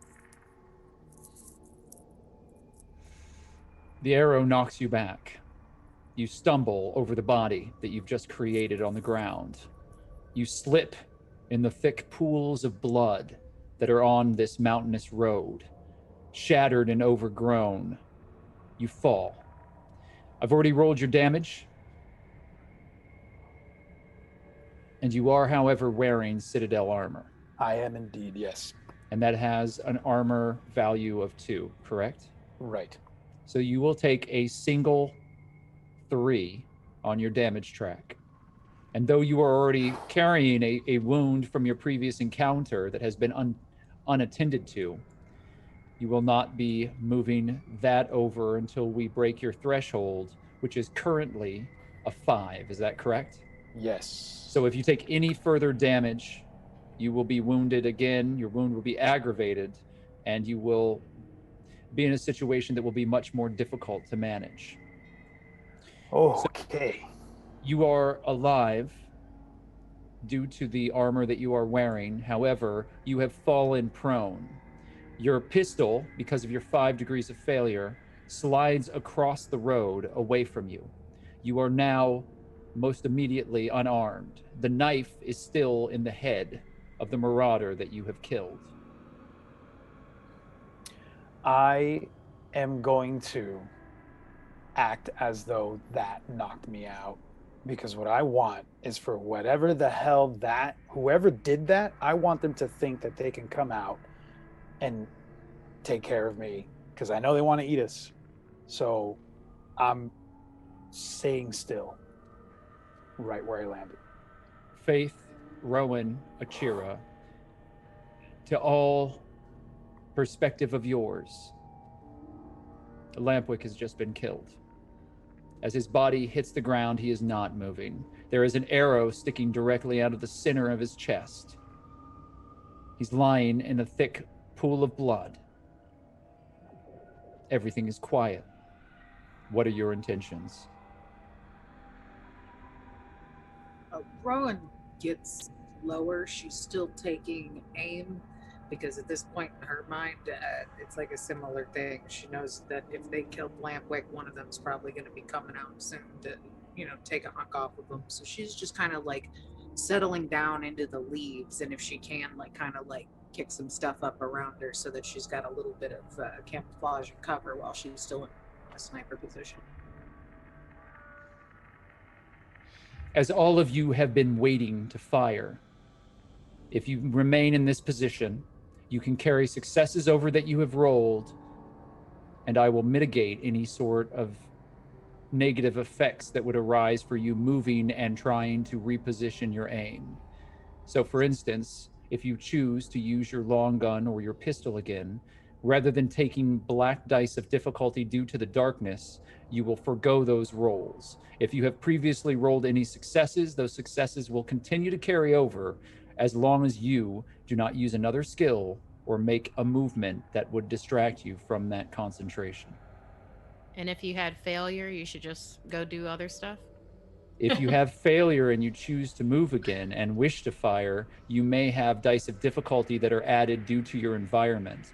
Currently, those dice are negated because of your positioning and your formation.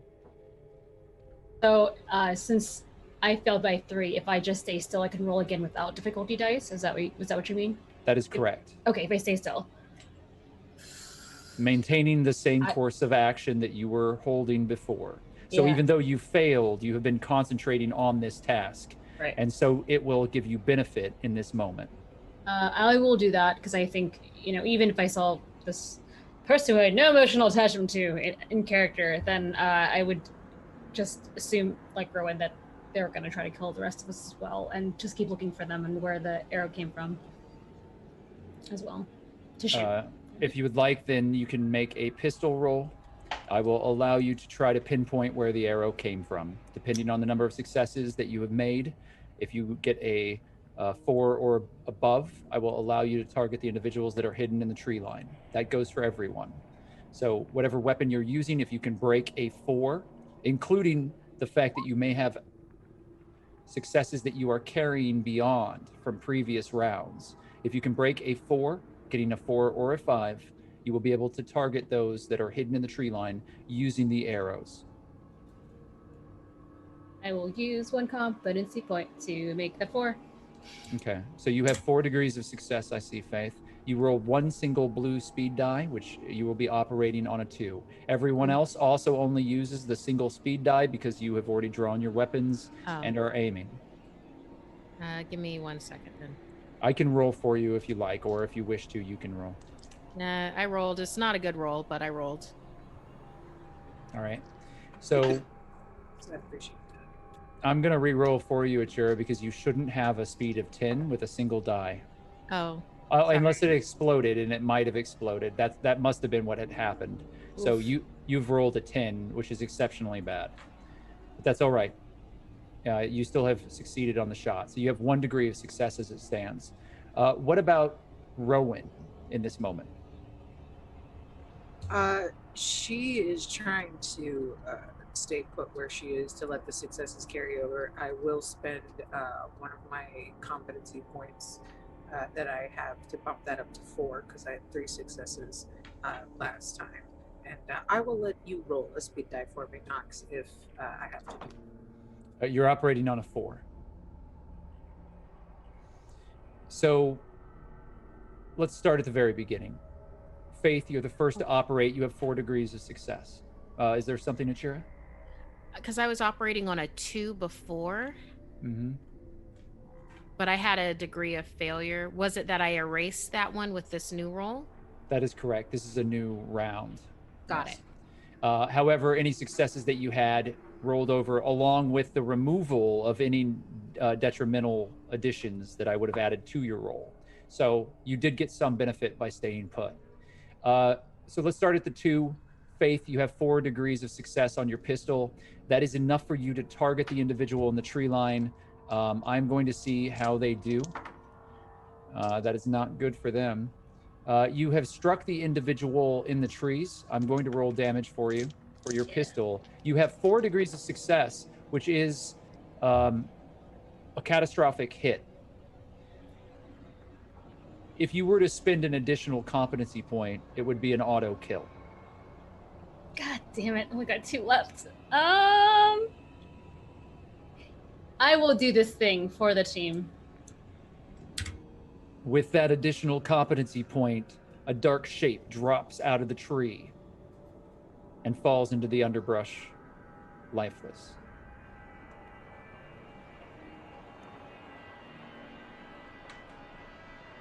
Next up, Rowan, do you target another individual? You have 4 degrees of success, is that correct? Yes.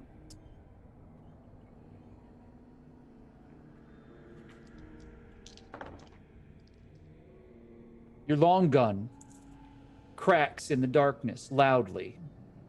It echoes through the trees. You hear and see nothing. No movement. Everything is quiet. You saw movement for the briefest of moments, there in the trees, at the base, near the other side of the road. You took your shot. Without investigating, you can't be sure as to what has occurred. Achira, you have currently the 1 degree of success, and you're aiming with your long gun. Well, the targets that I had was Faith took out one, Rowan shot at the other. I believe you were looking for a wolf, however. I am searching for the wolf. I have competency to spend to particularly put into this, which is why I haven't used it for anything else. If you are able to bring it to a 4, you will hit the wolf. If you bring it to a 5, you will immediately kill the wolf. I'll do it to a 5. There's a crack of your long gun. Camilla would be proud. Just as this creature began moving out of the tree line towards Lampwick's body, you took your shot.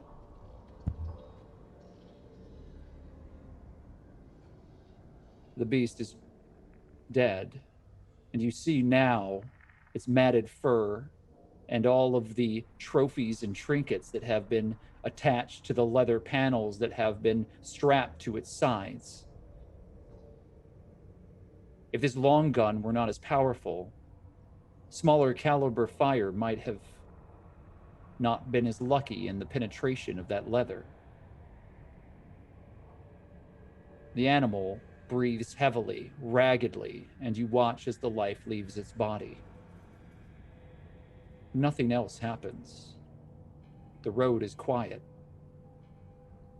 The only sound is the whistle of the wind in the trees, and the leather straps swaying in the breeze that hold forth the corpses that, like marionettes, dance around Lampwick's dead body. I hate it here. Achira pulls out her knife. Let's make sure they're all down. I'll take care of Lampwick. And knife drawn, she starts heading towards Lampwick.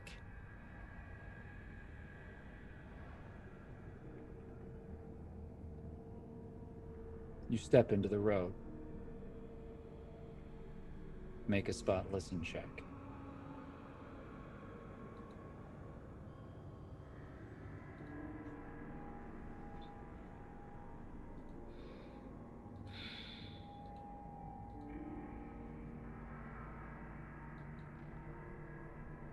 She's very focused on Lampwick. Should I use what I have left here? You know what? Sure. I've got a couple left. I'll use them to make this 1 degree of failure. Is it possible, unless this is something that doesn't pertain to me, can I do a spot listen check since I'm still alive but near? I'll allow you to make a spot listen. I will allow Faith and Rowan to make search checks. But here's the thing. Achira, lowering your failure is not going to assist you very much here. So I would hold on to your competency if that's what you choose to do. Oh, okay. Unless you wish to remove it to 1 degree of success. But you I don't have have it. that. Yeah. So removing it from 3 to 1 only lessens the degree and not by much. It simply means that you haven't noticed anything. Same for Rowan. You don't notice anything. Lampwick, however, as Achira starts to approach, you're still lying on the ground.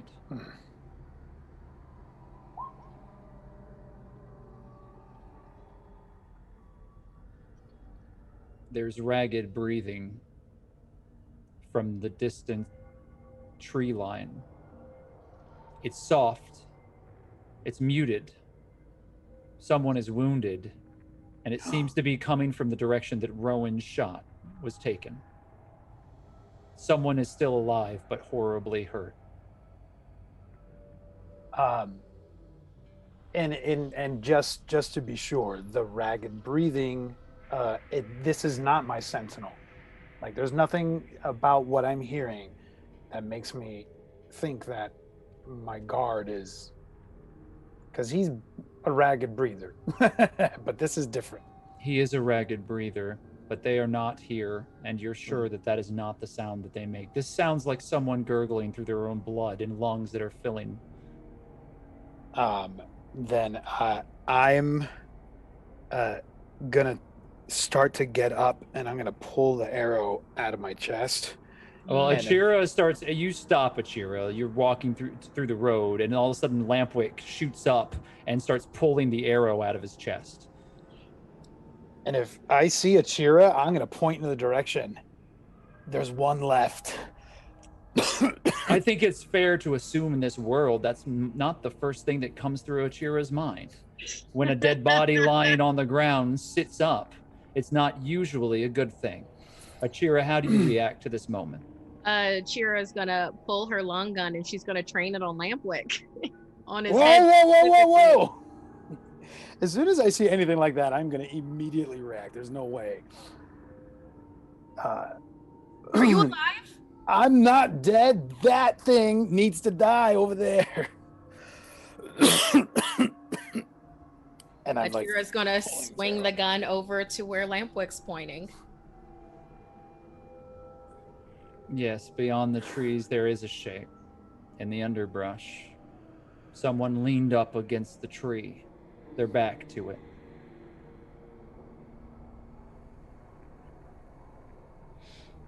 Someone? A person.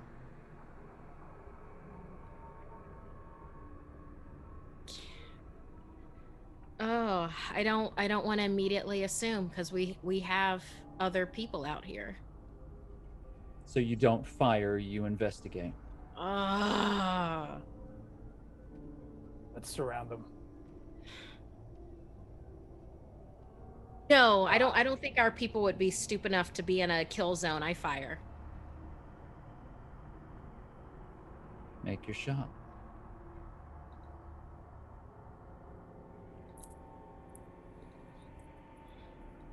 I really, really hope this isn't one of ours. Is it too late for me to yell out who's there? Yep. That is an instant kill. You have 5 degrees of success. You strike the individual in the head. The silhouette drops into the tree line, disappearing into the underbrush. There's no movement. You've done your work well. You know that they are very dead.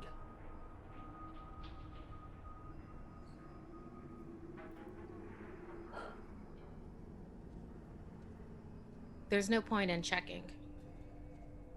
We knew how many enemies were out here, and now no one is firing at us, so therefore our enemies are dead. Good job. I'm checking my chest. I'm making sure that I go check the body. That could have been my brother. I don't know where any of our other companions are from the Citadel. Well, Rowan would have shot whoever that was first, so they wouldn't have survived. That was sort of internal, but I go to check the body. Lampwick, you pull the arrow out of the armor, and everyone is seeing now that the armor that Lampwick is wearing from the Citadel is the only thing that has saved his life. Faith, you make your way across the road. Everything is quiet. The mist is hanging close to you as you step over the edge of the incline down a rocky pathway. You see more bodies here. Flesh stripped from them, the remaining soldiers and other individuals that were killed in the initial confrontation with the Marauders.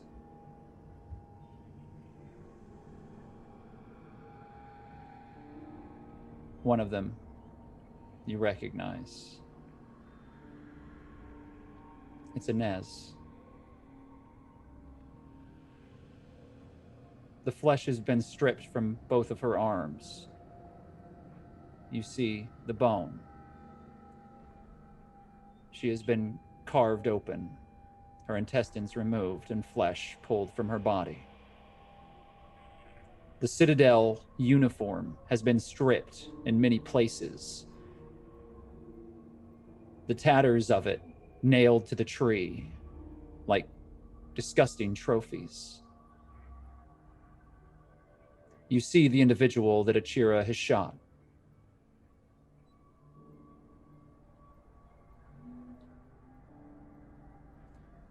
Lying next to a dead wolf. A ragged, dirty woman is curled next to the creature in an almost loving manner. The majority of her brains have been splattered on a tree. The leather tether still ties the animal and the person together. And though you know these marauders have lost much of their humanity, there is a compassion between this woman and this creature as they lie there, both dead.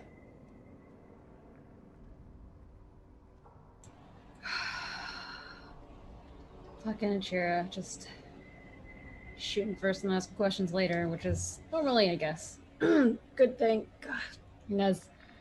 I go over to Inez's body, just to kind of say goodbye. I kind of knew her. We weren't super close, but we weren't strangers either. Can I find any patch of her clothing that's nailed up that has the, one of her Citadel rank or her name tag or something on it to take with me? All the members of the Citadel carry dog tags. They are roughly made, but they state their rank, their designation, their company position, and what region they patrol. along the phrase, "We remember." I take the dog tags, put them in one of my pouches. And as we're gonna get out of here. And you guys didn't, but if they say better someone else than us. Thanks. And I head back to the group. You turn and start making your way back. Rowan, what are you doing? She is checking on the pregnant woman they had stashed to make sure she's all right. You move back to Camilla. She's mumbling to herself, delirious still. But as soon as you come near, the rifle is pointed directly at you, resting upon her knee. And then she sighs and then passes out. Shit. All right, I'm gonna try and hoist her over my shoulder to walk back up to the rest of the group with her. You hoist the woman up. Through your exhaustion, you track back to the road, dragging her and this gun, all of your equipment. It's a hard road, but you've suffered through worse.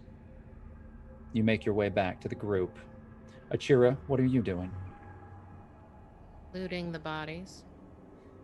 You're pulling through both Citadel and the Marauders, I assume.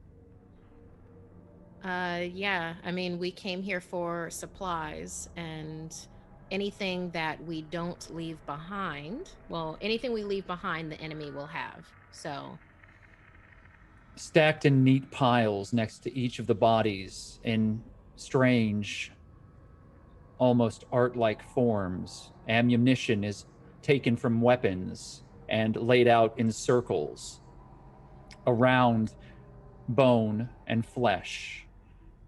Empty cartridges are buried very slightly into the ground, like markers. All of the rations, all of the canteens are gone.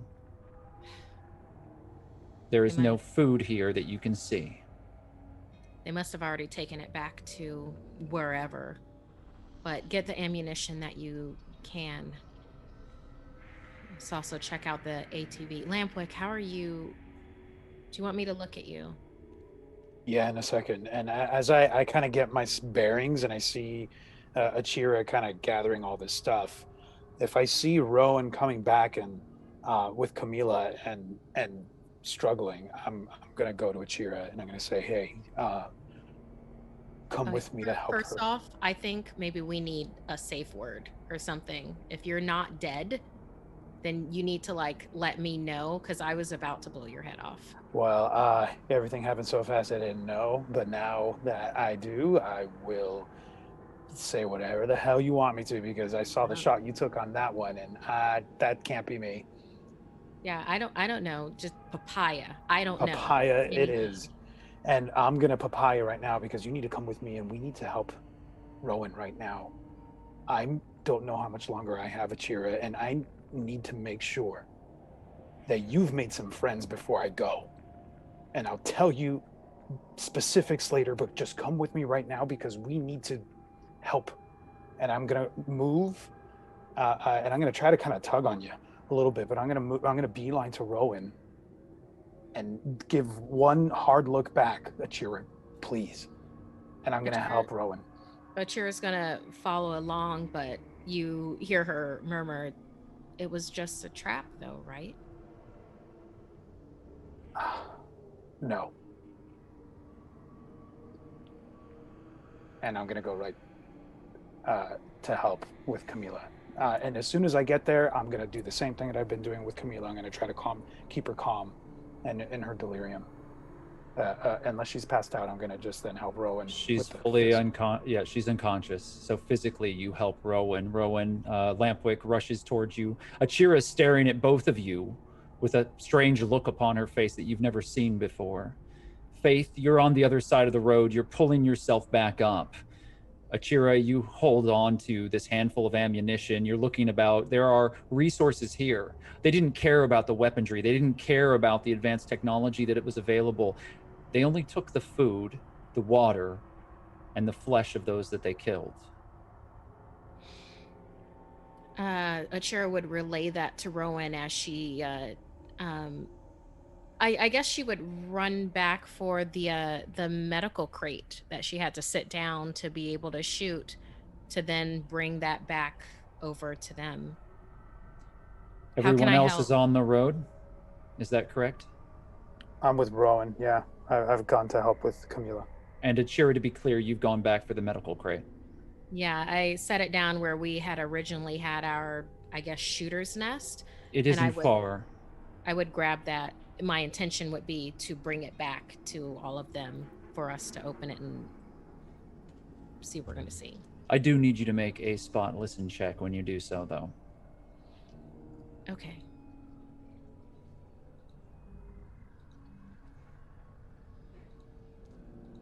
Is that for Achira or for? Only Achira.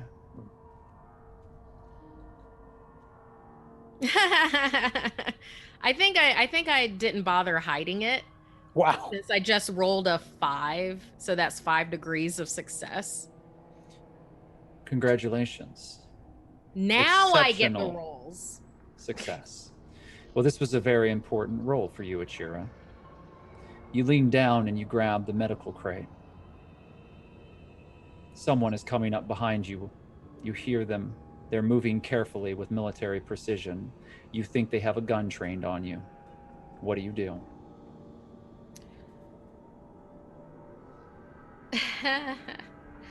I'm going to... Well, my first thought is I would heft the crate in their direction, go prone on the ground, and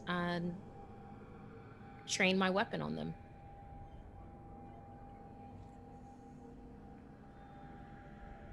Let's call that a long gun. No degrees of difficulty because of your sterling success on the previous roll. I also am going to forego the need for you to make a throw check. You throw the crate and hit your target. They stumble back. You spin around, rifle leveled upon them. You have 3 degrees of failure on your long gun, meaning that if you pull the trigger, you'll need to spend an exceptional amount of competency points to strike your target. While you're in a good position for future rounds, this is not going to be the best round for you. I'm not going to shoot. I'm going to do it more in a threatening fashion. Make an intimidation for me, please. Or intimidate.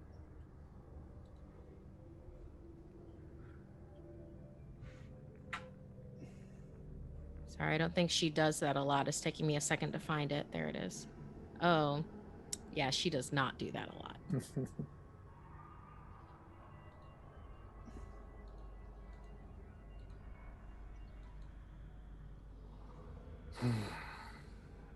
3 degrees of failure. It's fitting, though. Battered, bloody, with a swollen eye. You see the bloody gash where his ear once was, cut from his body. A long knife wound across his cheek. Omar stumbles towards you with his pistol drawn. Omar?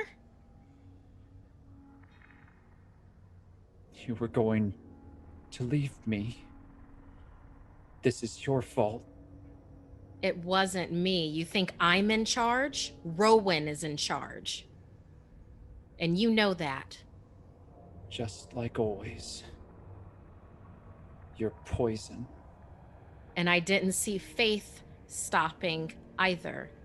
They were going to go back for you. He pulls the trigger.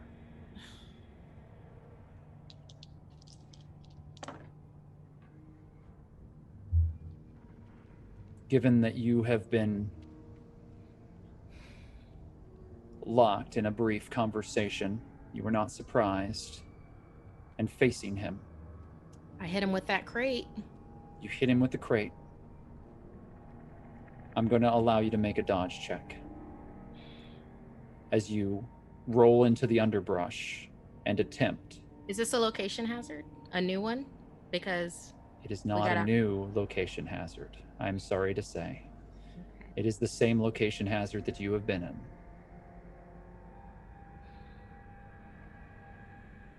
Okay. The gun fires. You see the muzzle flash, and in the last moment, you attempt to roll out of the way.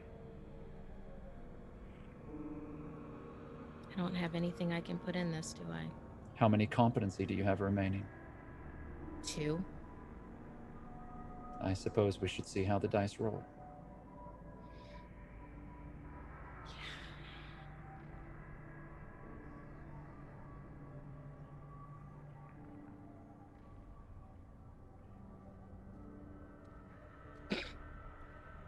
You have a single success. Guess I'll use both of my competency to make that 3 degrees of success.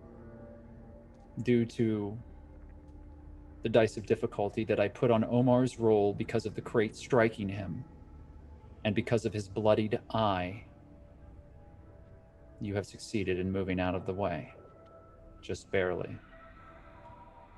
The dirt next to your face explodes outward. He almost hit you in the head. You roll. Do you continue to roll into the cover of the underbrush, or do you face him?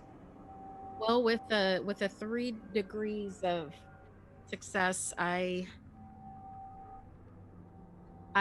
like to continue that to do a hide. Hopefully, with all the commotion, other people will see what's going on, because otherwise, I will kill him. You hide, you roll further into the underbrush and disappear. You see him frantically searching for you, holding the gun.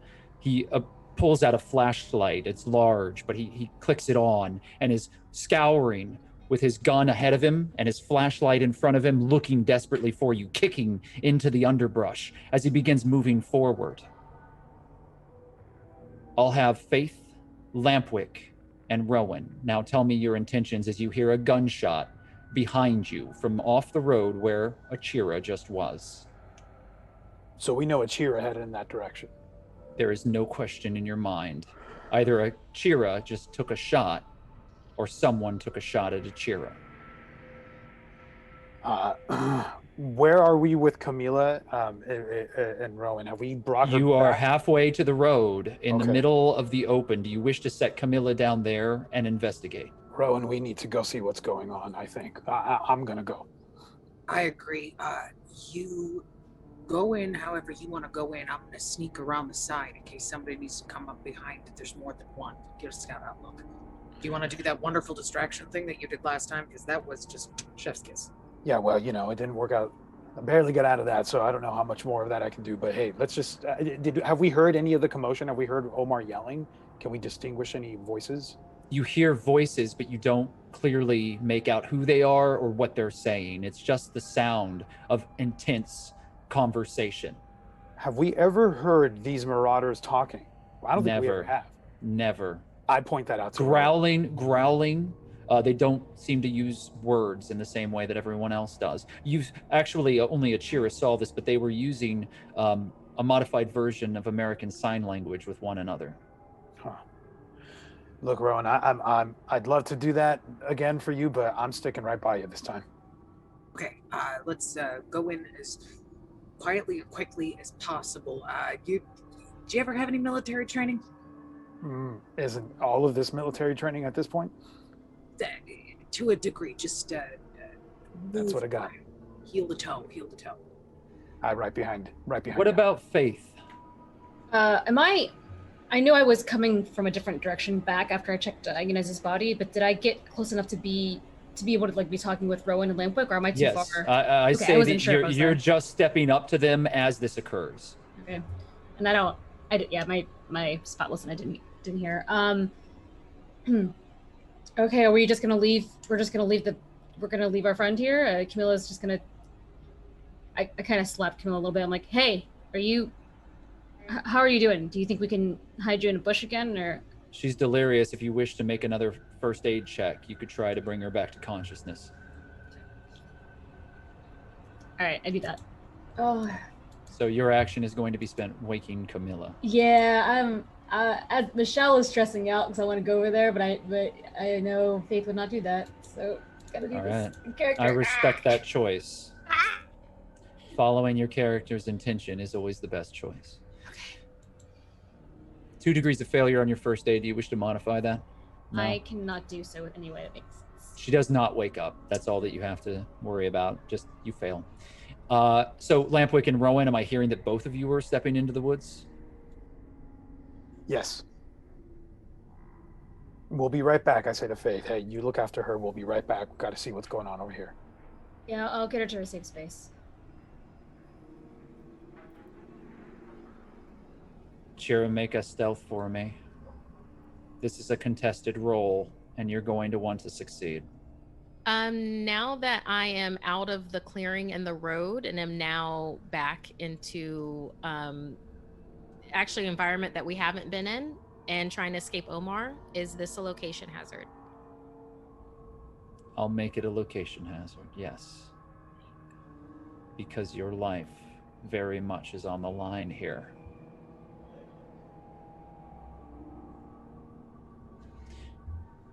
Omar is tracking through the underbrush.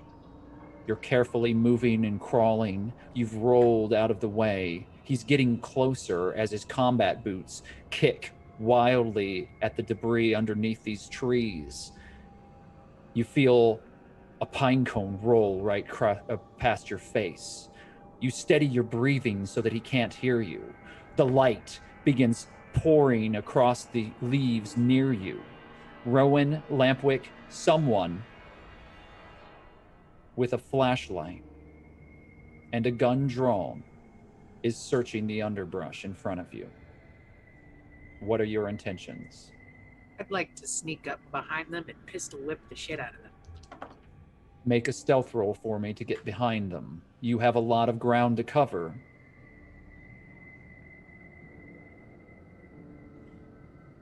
I think I'm gonna do what Lampwick is good at, even though at least there's a flashlight. So I'm going to get kind of behind a tree so that there's a tree in between me and the flashlight. And I'm going to try to provide some cover to give Rowan some advantage if I can. I'm going to call out, who is that? Is that Digger? Kusanagi? Who is that? Your voice echoes through the trees. Achira, you hear Lampwick. Rowan, you have 4 degrees of success on your stealth. That's going to allow you to get closer, but you won't be able to make your pistol whip action until next round. You are close. You see Omar. He looks like utter hell. Yeah, can she tell, like, by the mannerisms on his face that he's, like, in some kind of wild state hunting Achira? Or does it, like, look at his face, like, is he calm? Does he look like he's looking for Achira to help her? Or does he look wild? In Outbreak Undead, we have a skill for that. I'd like for you to roll Detect Motive.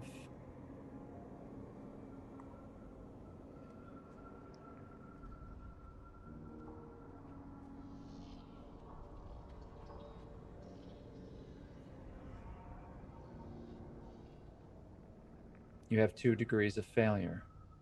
You are not in a location hazard, as this is not directed towards you. Is there anything that you would like to do?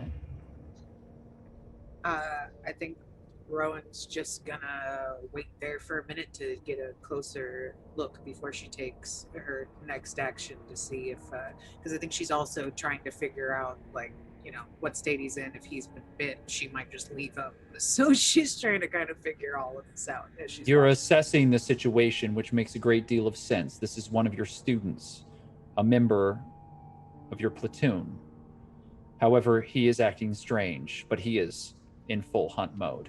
You just have no idea what's happening here, so you're studying. Lampwick, you've shouted out. There doesn't seem to be a response. Faith, you are tending to Camilla. Achira, you have 1 degree of success on your stealth.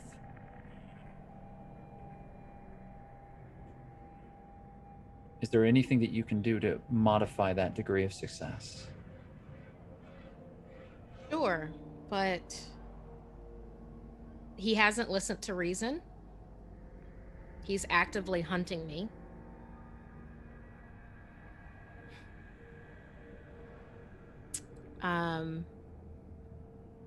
I don't see how he's not signing his own death warrant right now. I don't think I would want to use my competency for stealth. I think I would want to use it to shoot him. And I will allow you to make a new roll. You have your long gun, and you can make the shot. He is coming towards you. He's very close.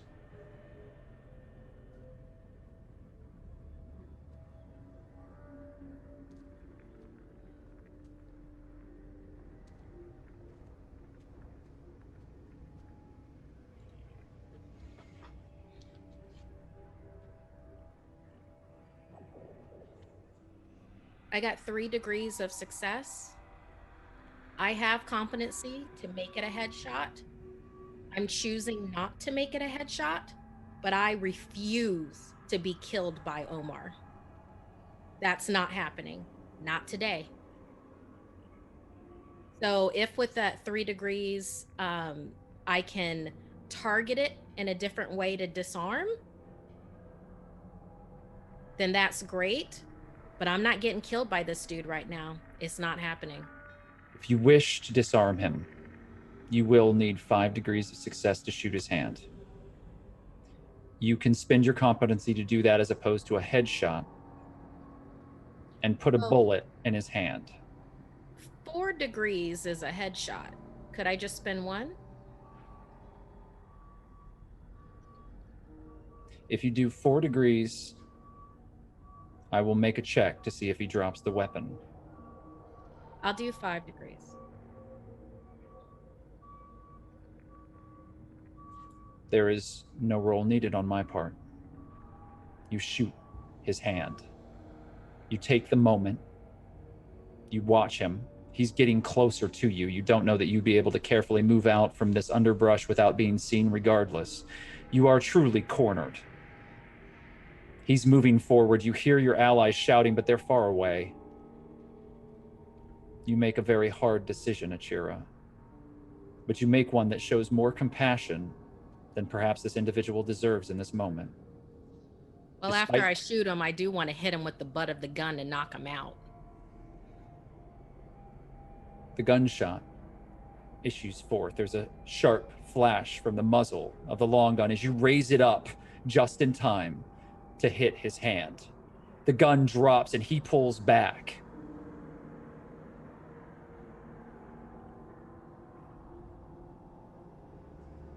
Into the arms of the silent sentinel who pulls his hooked knife across his throat. Oh my God. Drops his body in front of you. Oh my God.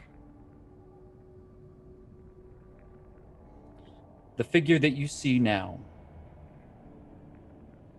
is tattered, burnt, and the mask is half hanging from the face. You see translucent pink flesh and a mouth that has been sewn shut. Dead gray eyes. And it stands over Omar's body. That is where we're going to end our session tonight.